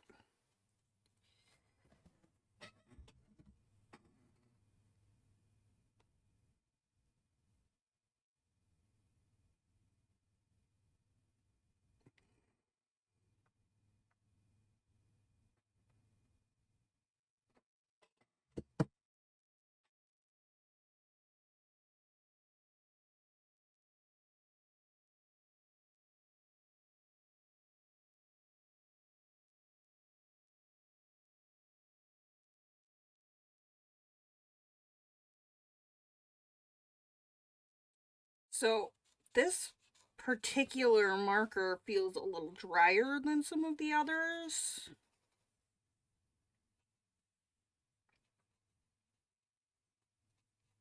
I'm not sure why. Oh, thank you, Sonia. I appreciate it. Yeah, I'm really happy with the results. It definitely like depending on how many layers you lay down, it definitely has a paint feel, but it's not like I don't know, it's hard to explain.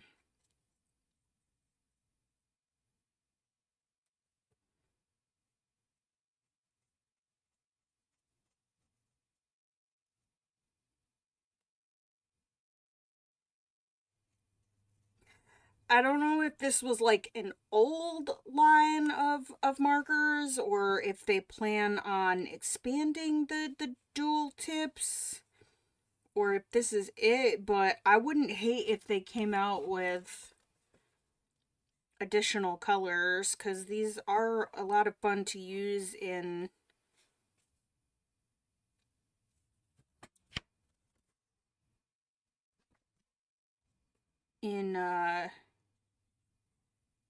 these books. It's just something different, you know, like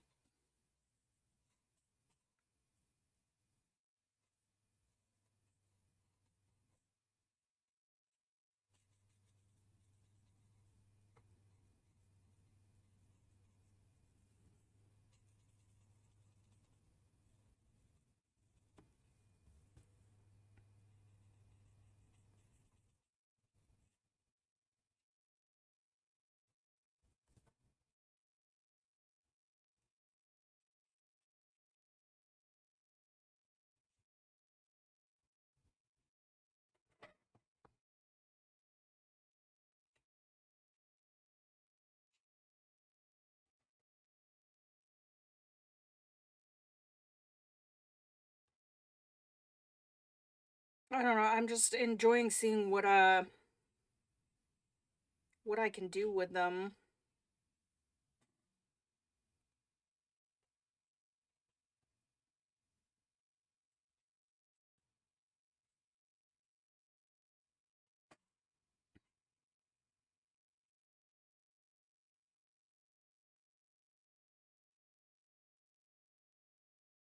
It is a bummer that you can't get them in single pens, but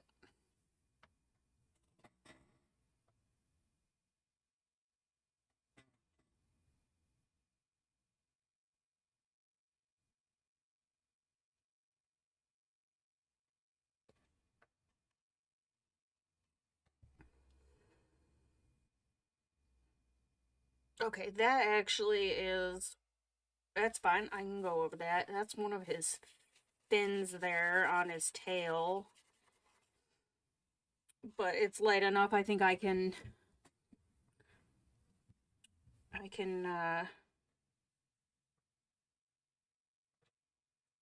fix that.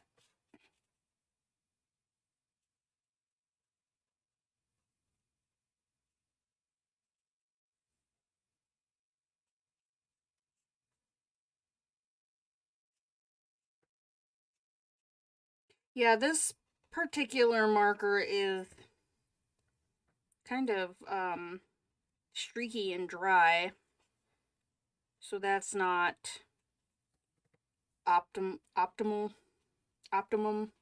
optimal words are hard.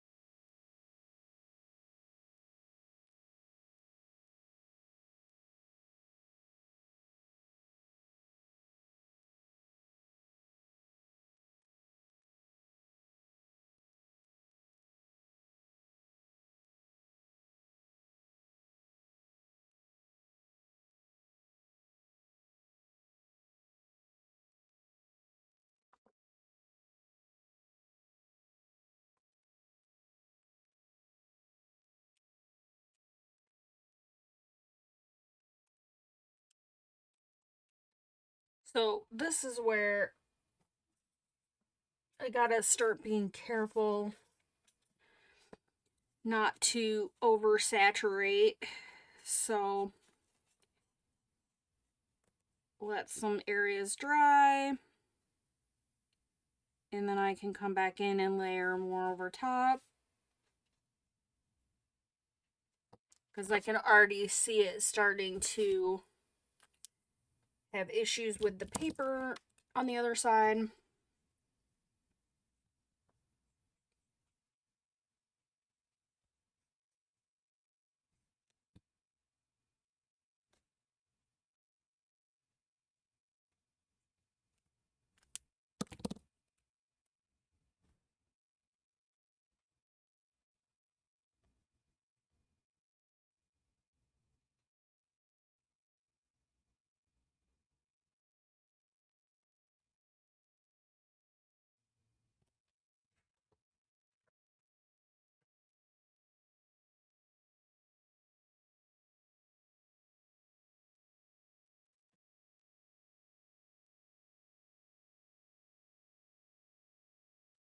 It's like once you get a layer down, if it dries, you're generally pretty safe to work on top of that top layer.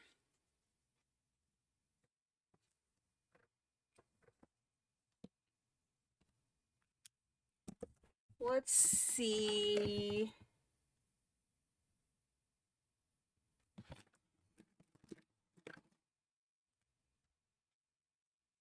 That's a pretty white blue.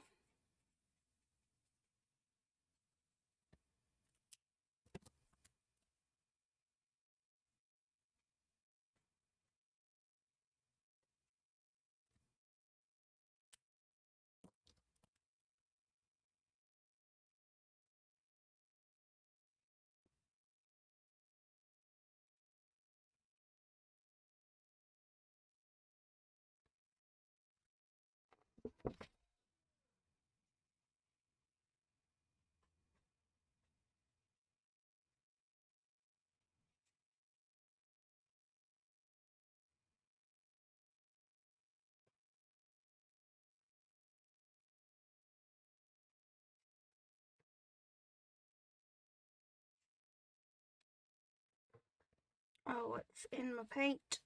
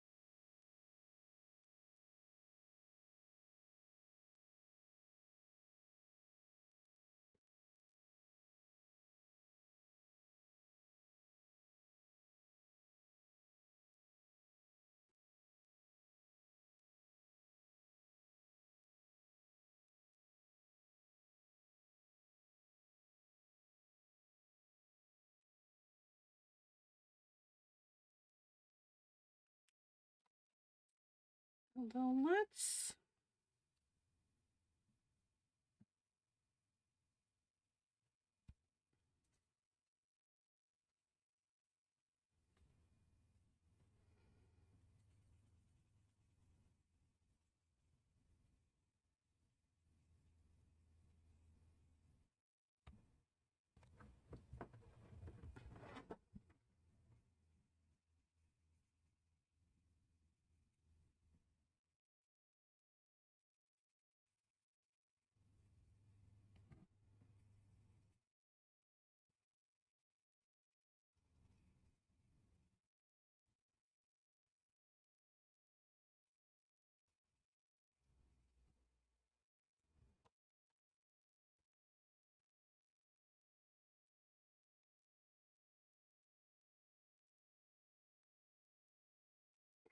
I actually kind of like this blue better for these little cloud things than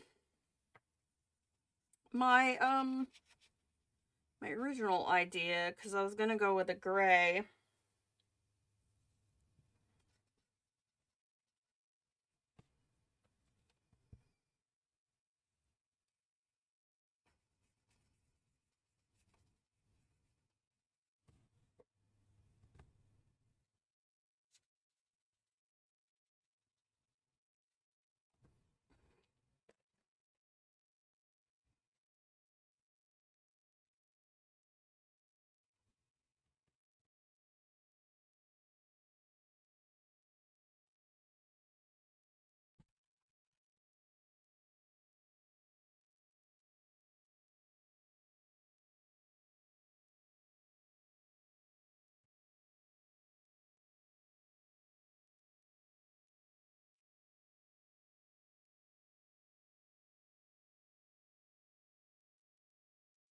I could still bring some gray in here.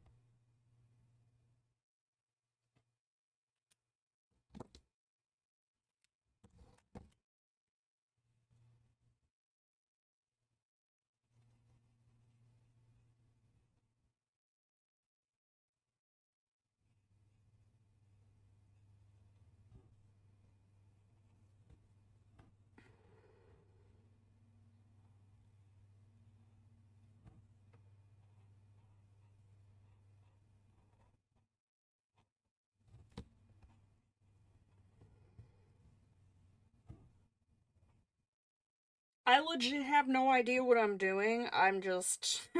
I'm just messing around.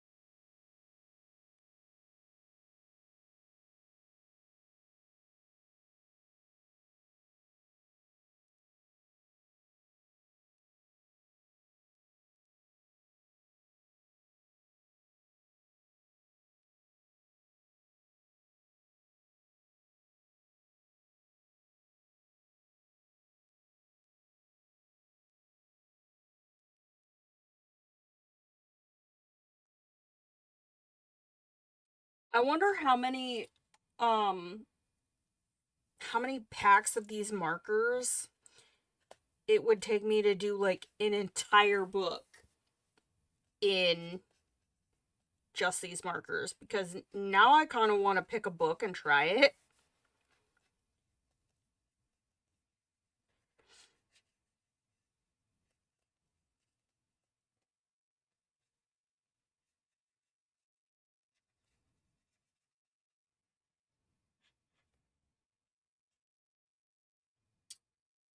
Hey Pam, how are ya? How goes it? I'm in your whip cabinet. Lol.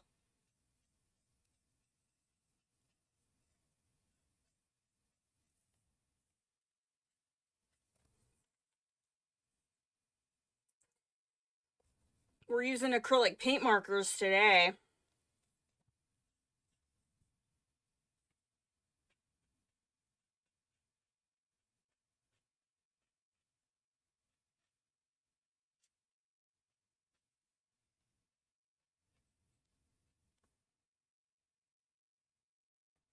Oh, yeah, we're using the dual-ended dual tip marker from Arrtx.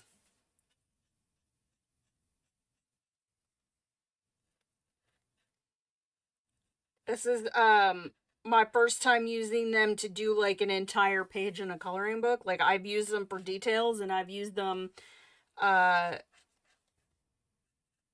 in like sketchbooks and stuff like that, but we're putting them to the test.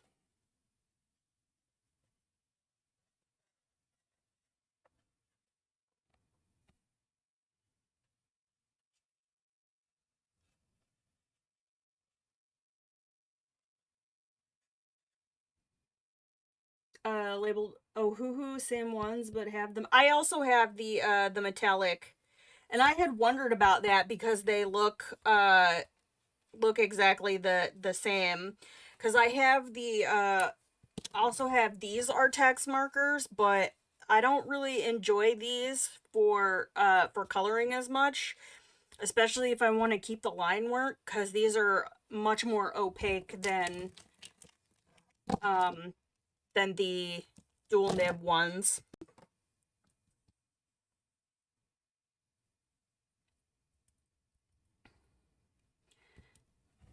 And I have I mean, like, these are on like Arrtx's website as well. So, because I know that like there's some white label products that end up on like Amazon, but that they don't actually have like on their websites. But Arrtx sells these on their website as well. Whereas I can't find those metallic oh hoo hoo pens anymore. They don't have them on their website, and I'm pretty sure they're no longer on Amazon. If they are, they're buried, because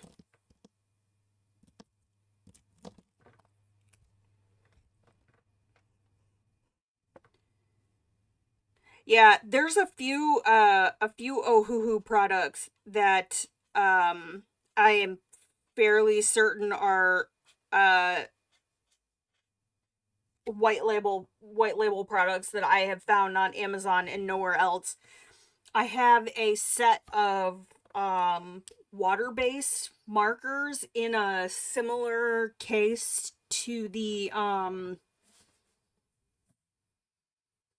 Kalo markers, but they're water-based, and they are definitely not on oh, that's not what I wanted to do. Okay, you know what? I'm going to backtrack for a minute. Color this fin so that I don't keep accidentally coloring it the color of the sky. But yeah, I have found them on Amazon, but they're definitely not on Ohuhu's website. I should bust them out at some point. I actually think uh if you were here for last week's live when I was working on the bunyip in Mythic World, I'm fairly certain that I used the white label Ohuhu markers on that one, but I'll have to dig those out. They're in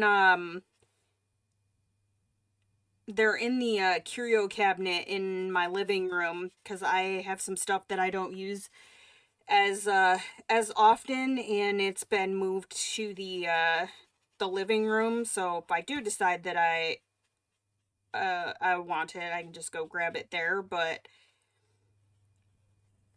I'm trying to just keep the stuff that I know I use more frequently in my office.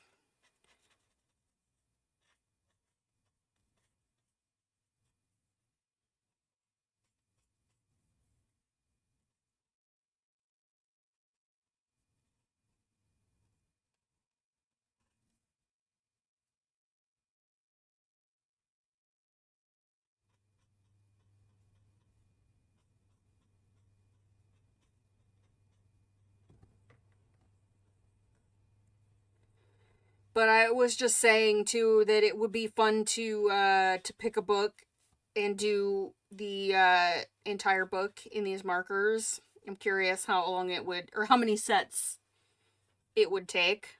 And you know what? This little mollusk, he wants to chill in here. He's gonna get colored the same color as the rest of Old Boy's fin here. Homie don't play.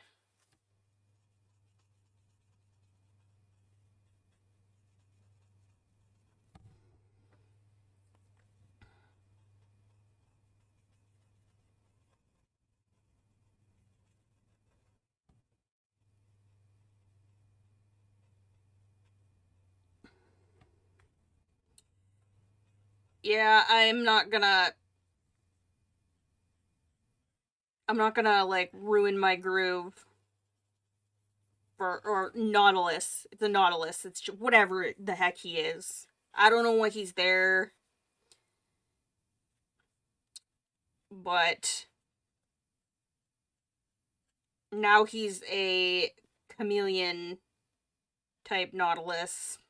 He blends into his surroundings.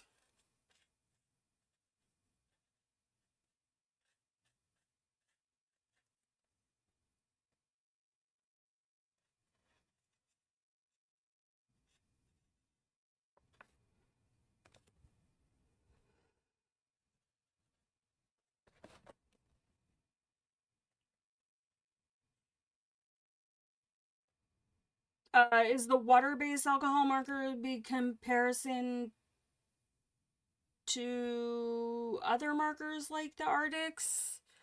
Um, I don't think so. Arrtx, I don't believe, has a set of water-based markers. Um, they have alcohol markers, and they're nice. They're nice markers. I think I have a set of like autumn tones. I don't use them very much, but they're not bad markers. They're pretty comparable, if that's what you're asking. But what I'm using now, these are like water-based ink acrylic paint pens.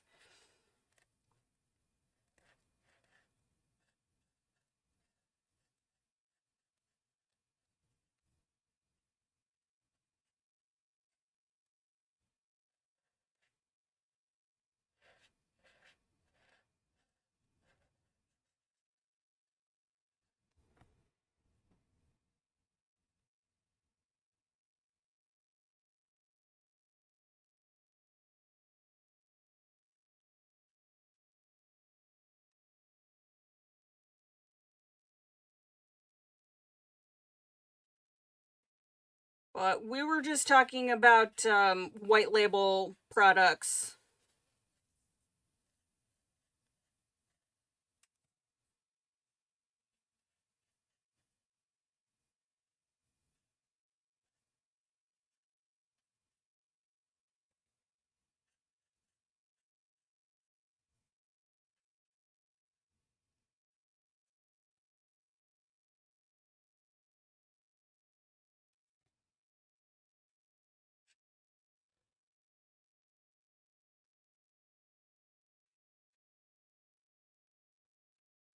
Okay, I'm gonna stop there on that because once I get up into this, that's going to kind of change my game plan.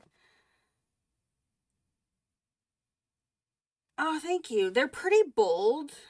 Color, like, these are pretty vibrant. Um,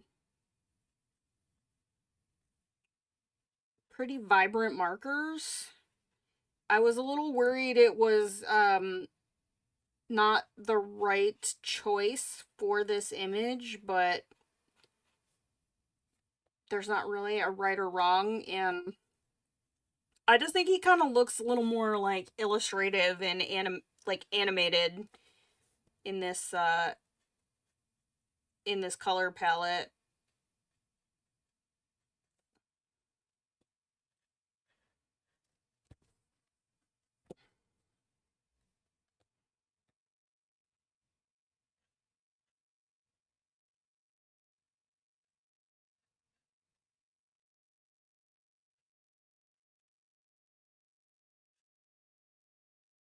It's nice too that you can layer these.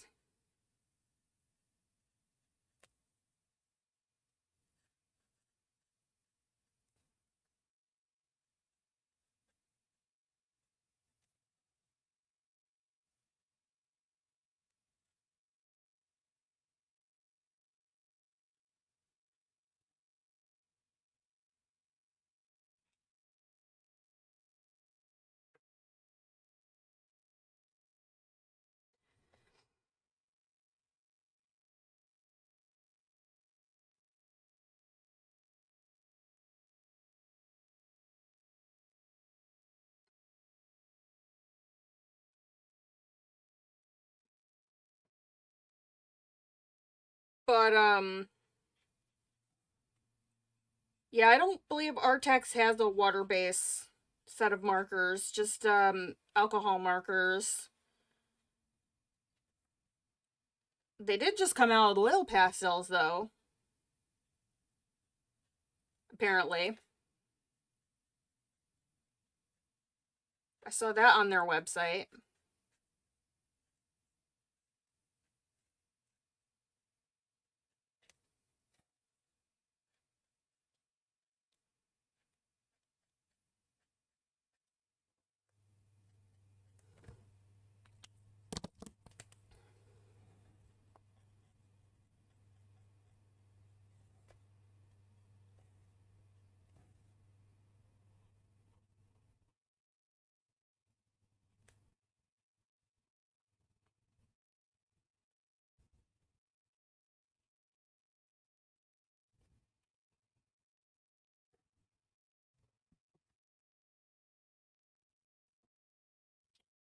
Hey Cheryl, how are you? How goes it? I'm glad you like our color choices, because I was actually just saying I thought I went a little too bold, but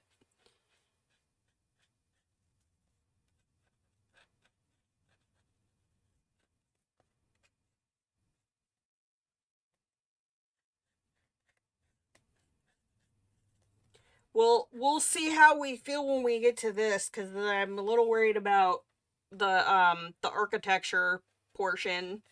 I don't want it to look like Christmas.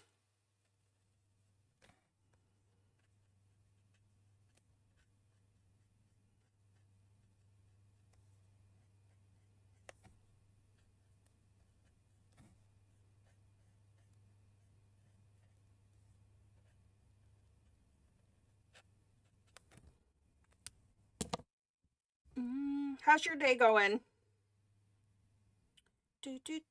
Where is the one I want? That is a bit too dark. Are you the correct one? You are. You are the one that I want. Although, admittedly, I don't hate how that blended out.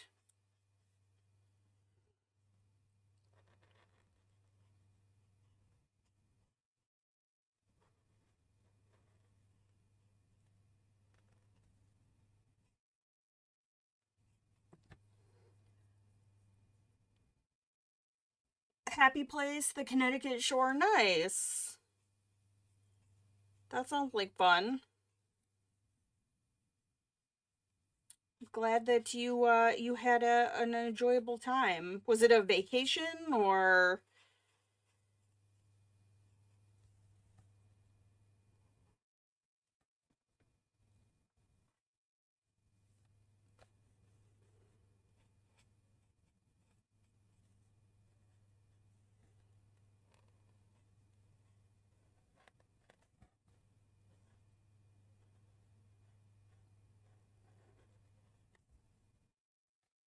like honestly? So I shouldn't be like buying a bunch of stuff currently, but these I feel like are cheap enough that if I wanted to get duplicate sets, I wouldn't feel bad about it. Because apparently Amazon has a bundle and you can get both sets together for like $33, and there might have been a coupon the last time I looked.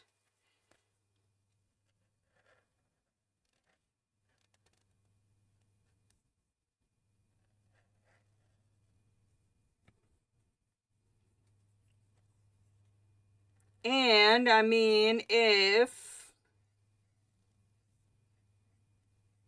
I do decide to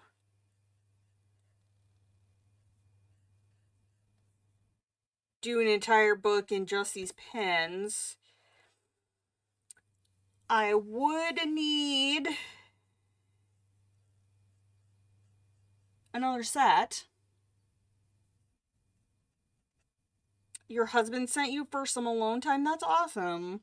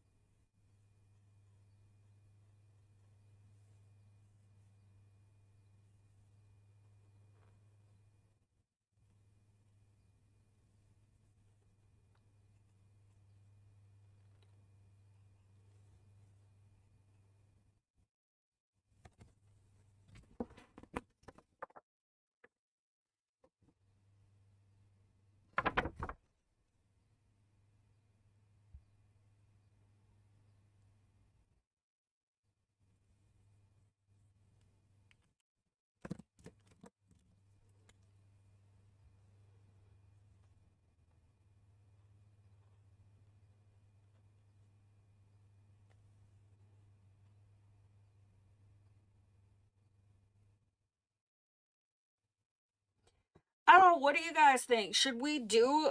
I mean, I'm not going to do the entire book on like on stream or video, but we could do a few pages every so often, and then I could do a like a check-in if I picked a book or we picked a book, probably a Kerby book, and did the whole thing in acrylic paint pens.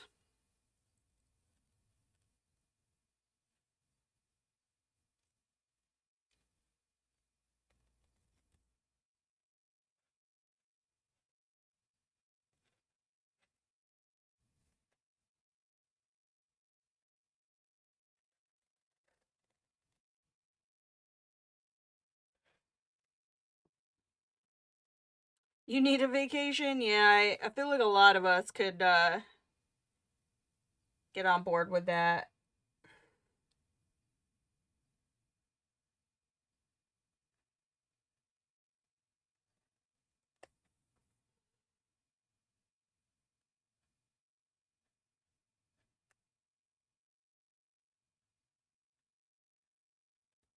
Although Kirby does have a new book coming out.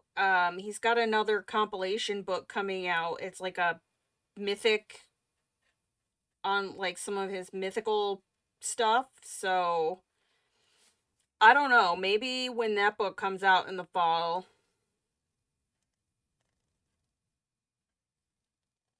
we'll do that entire book in paint pens.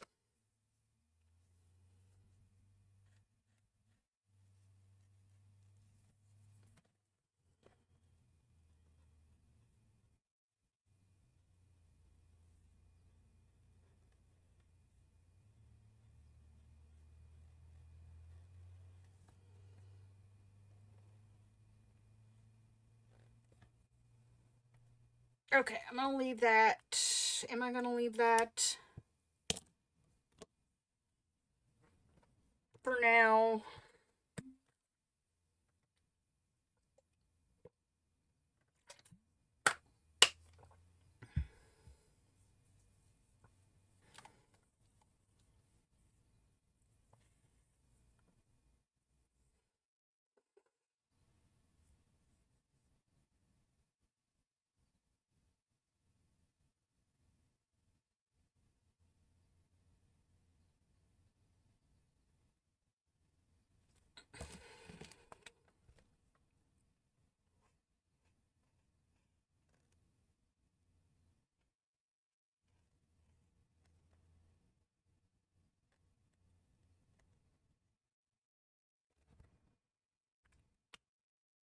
Okay, I am going to leave that for now. I'm gonna come down here and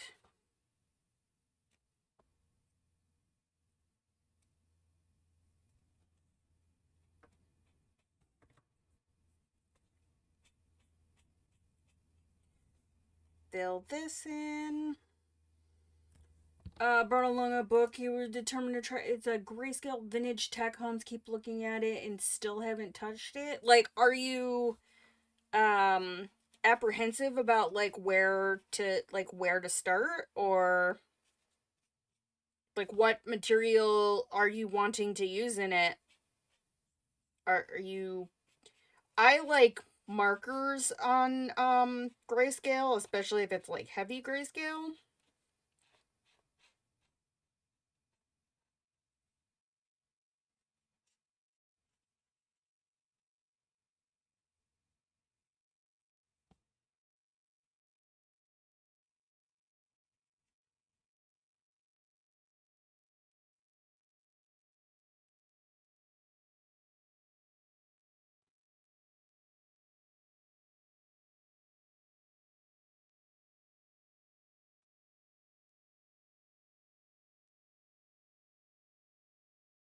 And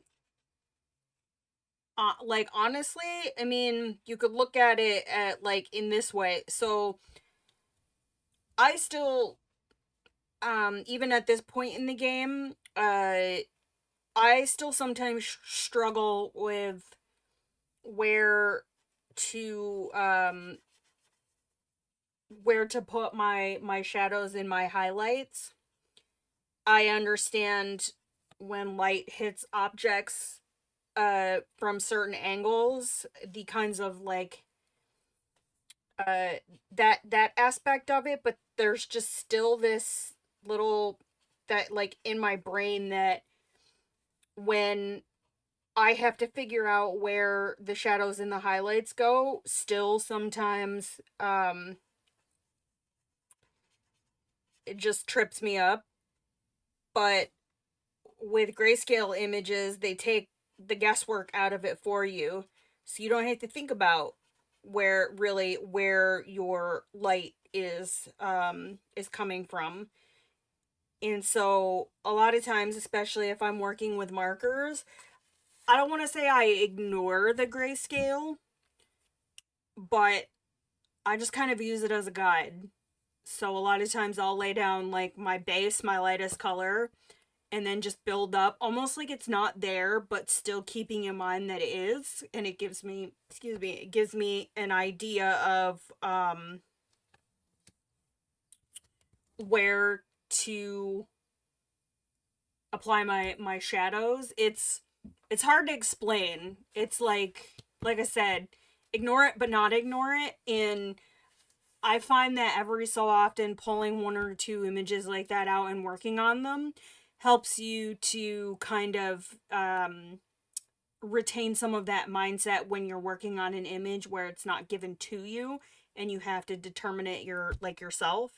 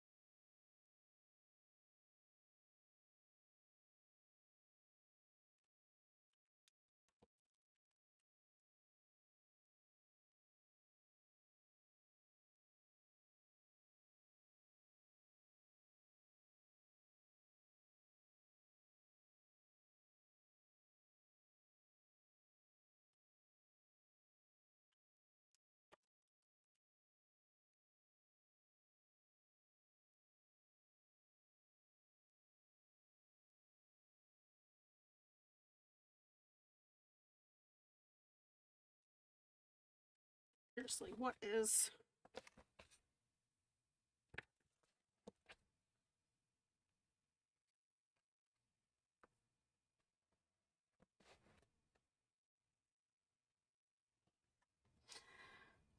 images are beautiful. Never use markers. I mean, then do the same thing with pencil, you know? Or if you have a like a scanner printer or something to that effect, you could always try scanning it and scanning the image you want and then maybe lightening it and then reprinting it on, your own paper. But you could absolutely do the same thing with pencils. I just prefer markers on images like that.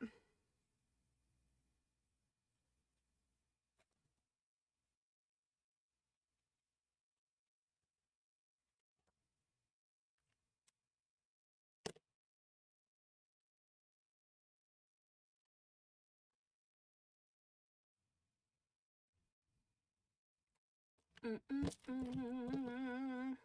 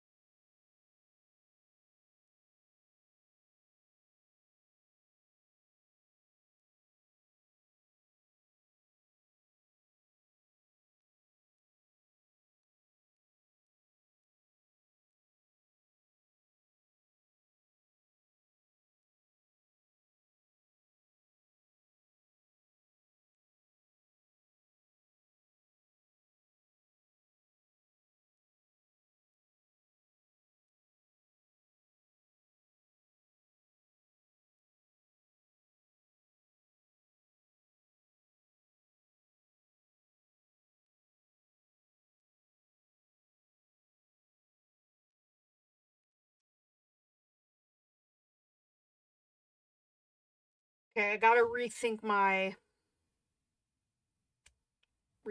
thoughts here. Okay, so I want the inside of his claw to be the yellow color. Almost like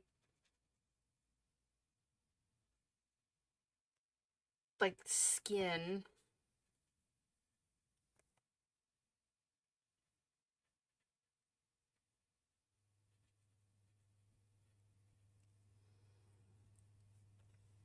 Why do we get apprehensive?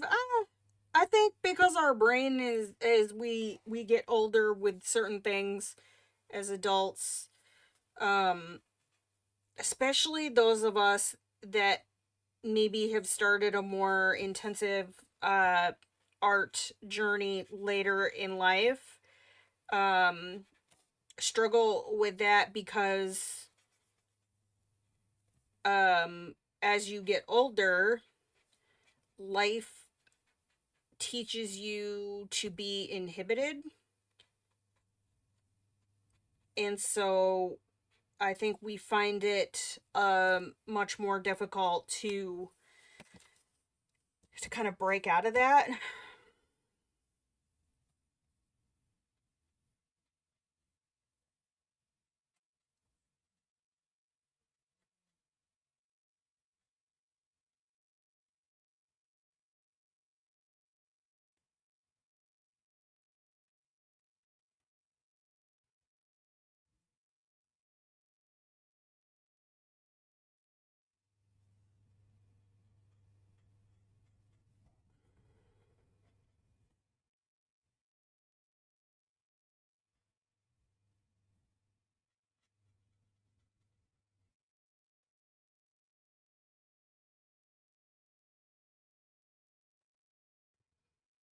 As I mean, I have plenty of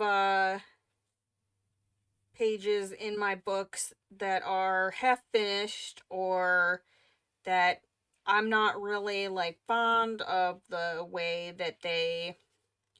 um the way that they turned out, but sometimes those pictures you come back to them later in life as your tastes and your abilities have changed, and you discover that you've learned a technique somewhere in between there that actually helps you to be able to kind of, recover some of those things that you didn't really like the way they turned out.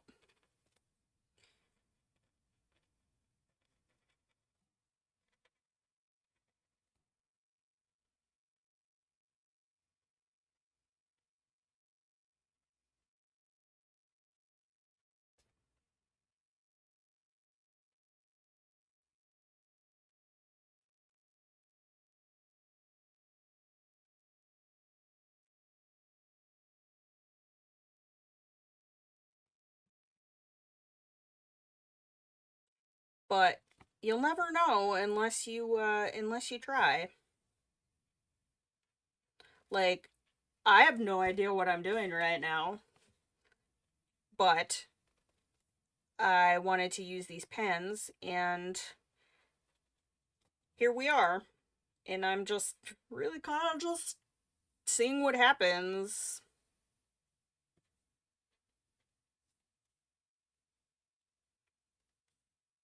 This, when I started working on this image over the weekend, it was with the intent of doing a background tutorial with one set of pens, and I discovered I didn't really like the way they were performing on this paper. So I started experimenting with a different set of pens. And then I figured, you know what, let's see if we can. Oh no. You know what, it's okay. We can paint over it. Um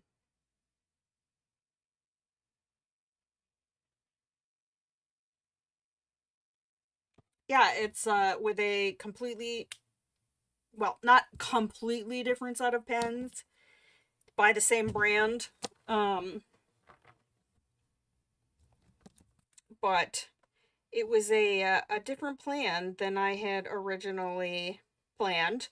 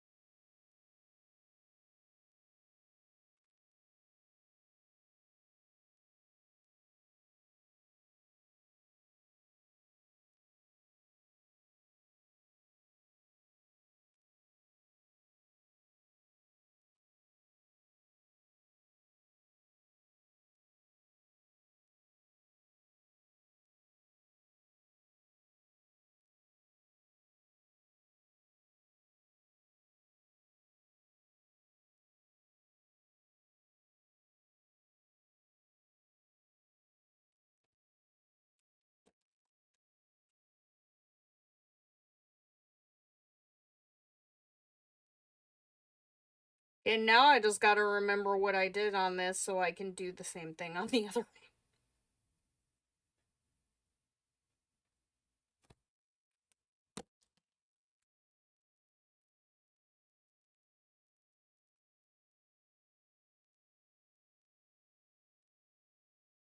Worst comes to worst, I'll just go back and watch the video after.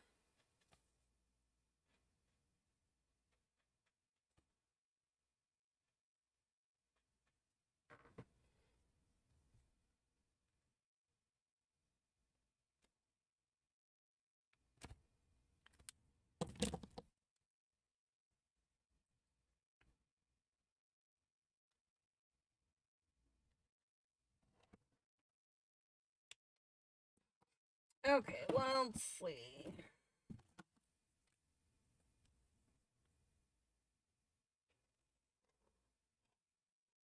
That is a perfect color for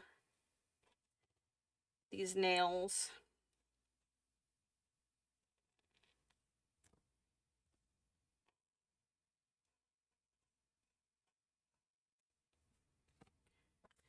And then we can do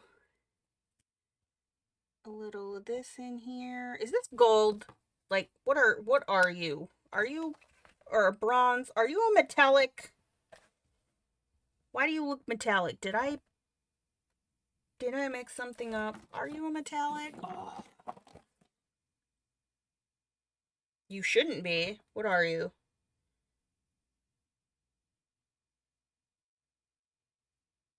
Oh, you're from the other set that I don't have the box for. Yeah, that definitely looks like I can't tell. Well, you know what?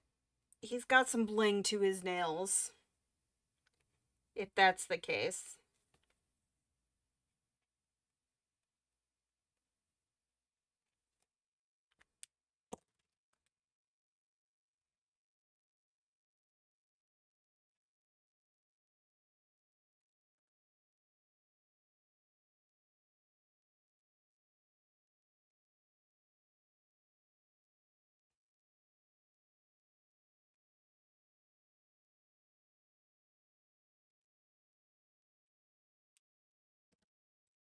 Oh. Hmm.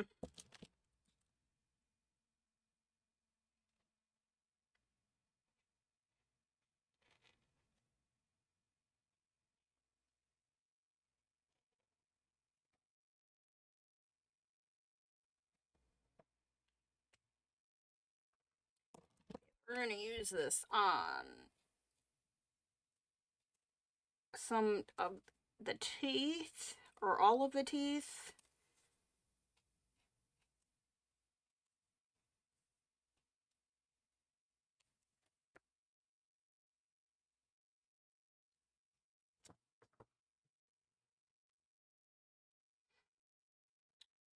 Okay, let's see where we can get and where is going to be a good place to stop. Because unfortunately I have to go grocery shopping today. How's this color look on? I actually don't hate that.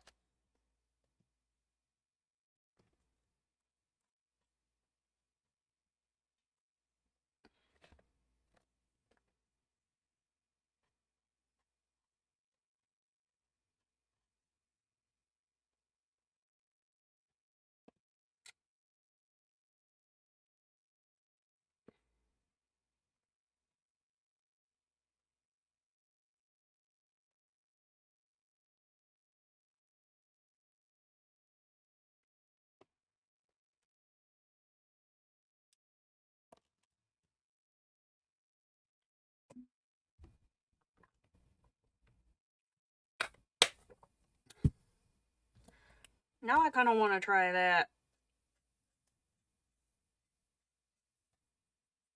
I should have used this as like my highlight color over here. Sage. Although, oh, we could still do that. That works.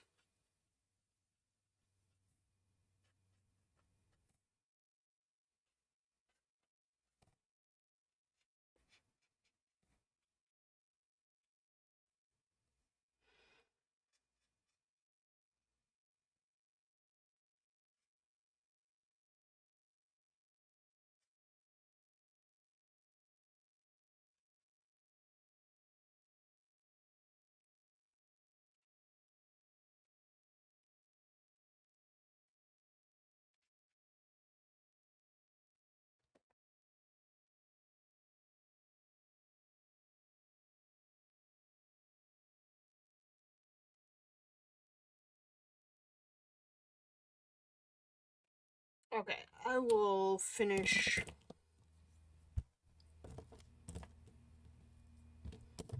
that.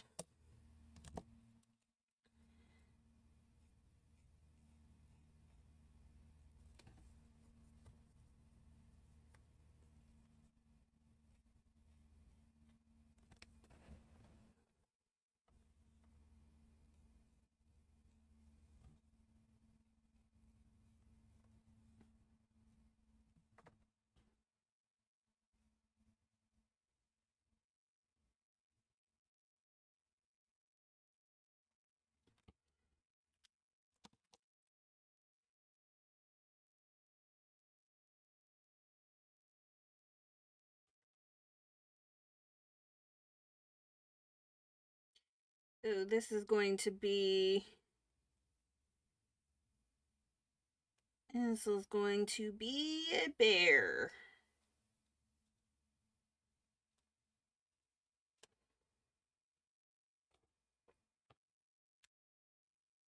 I'll have to figure out what I want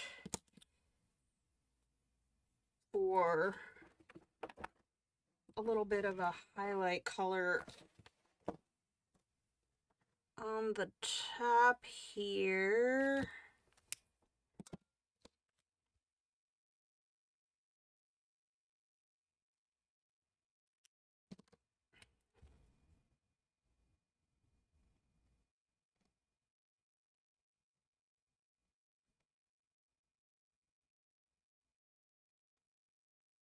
Yeah, that's not horrible. It's just going to take some very precise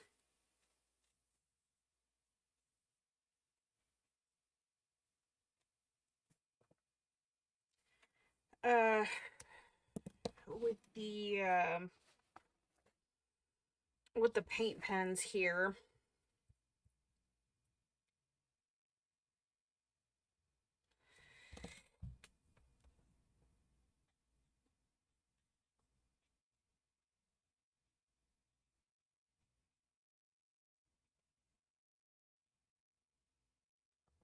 which I don't think I'll be able to really do on the camera because I'm going to have to get in there like very, very close. Although maybe once I have a little bit more room over here on the left side of my desk, as long as everything goes okay with repairing my computer, then I can adjust some things around.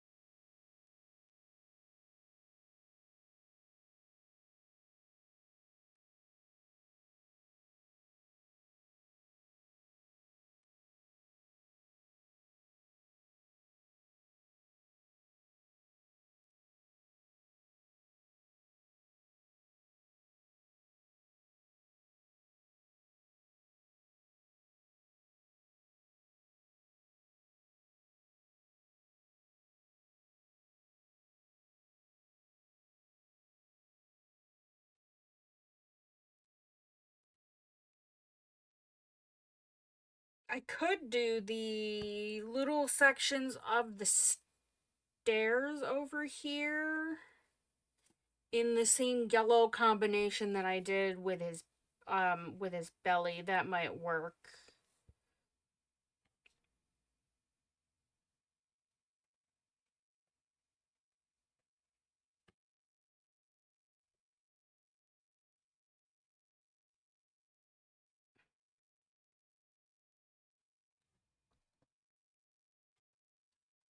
Joe, are you lurking outside my door? Oh, okay.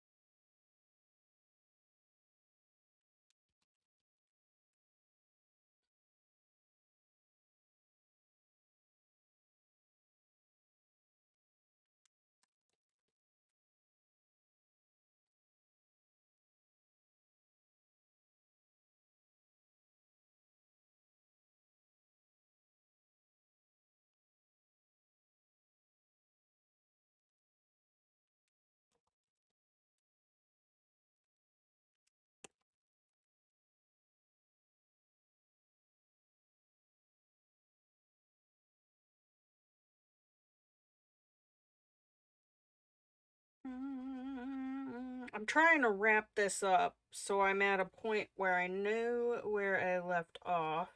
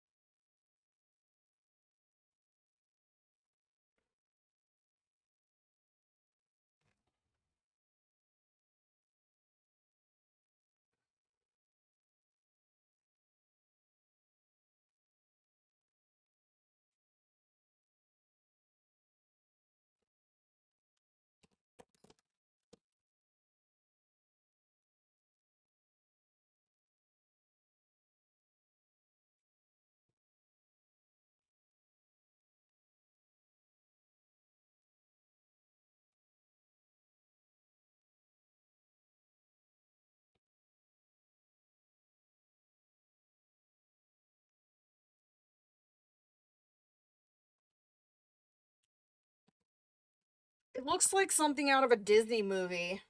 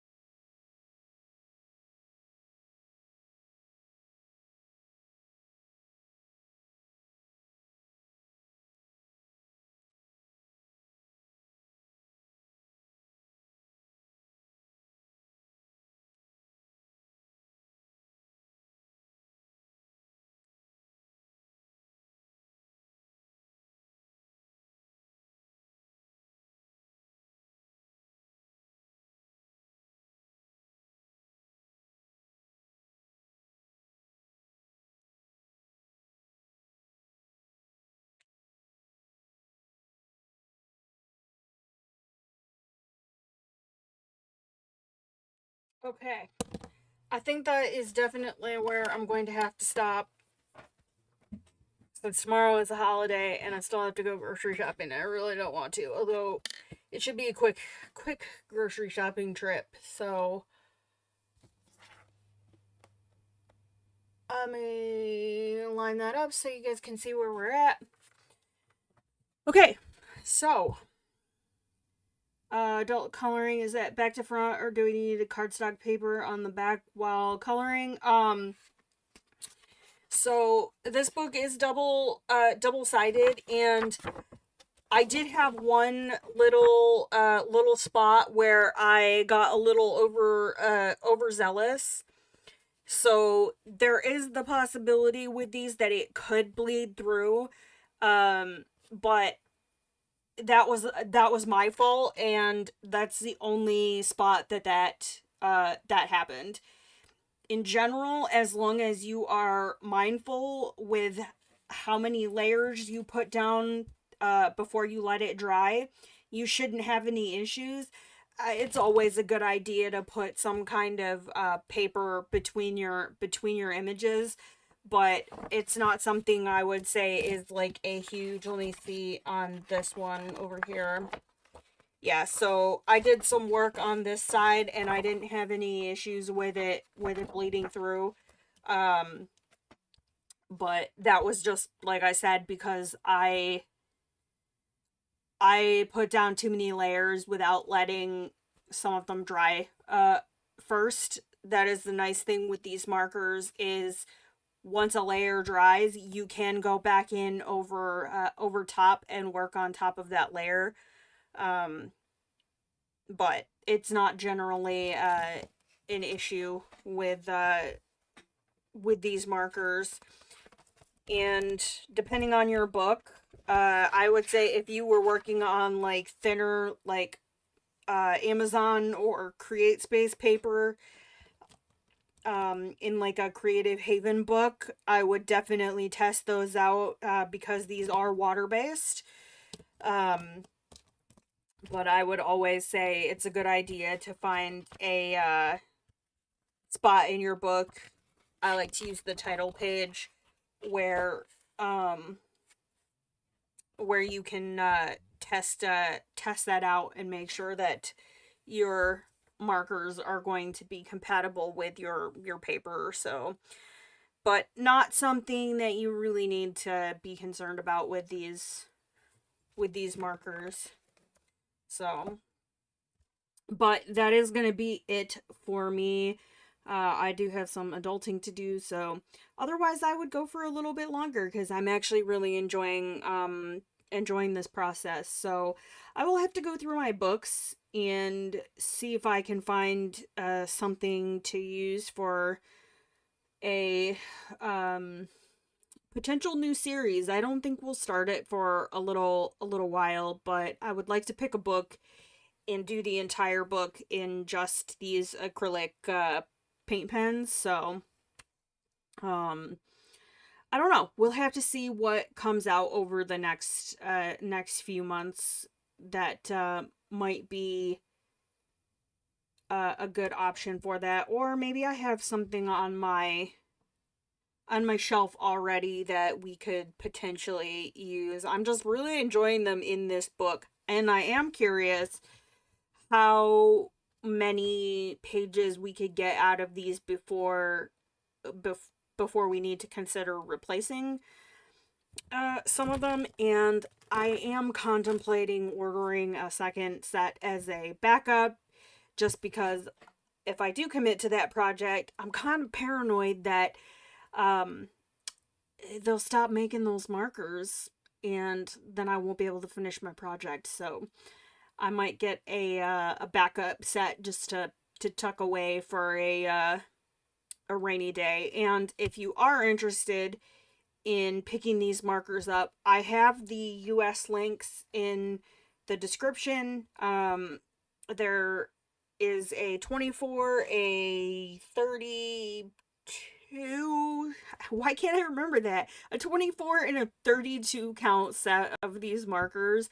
There is also a bundle on Amazon where they're selling them together. If you get the bundle, it's cheaper than buying them individually.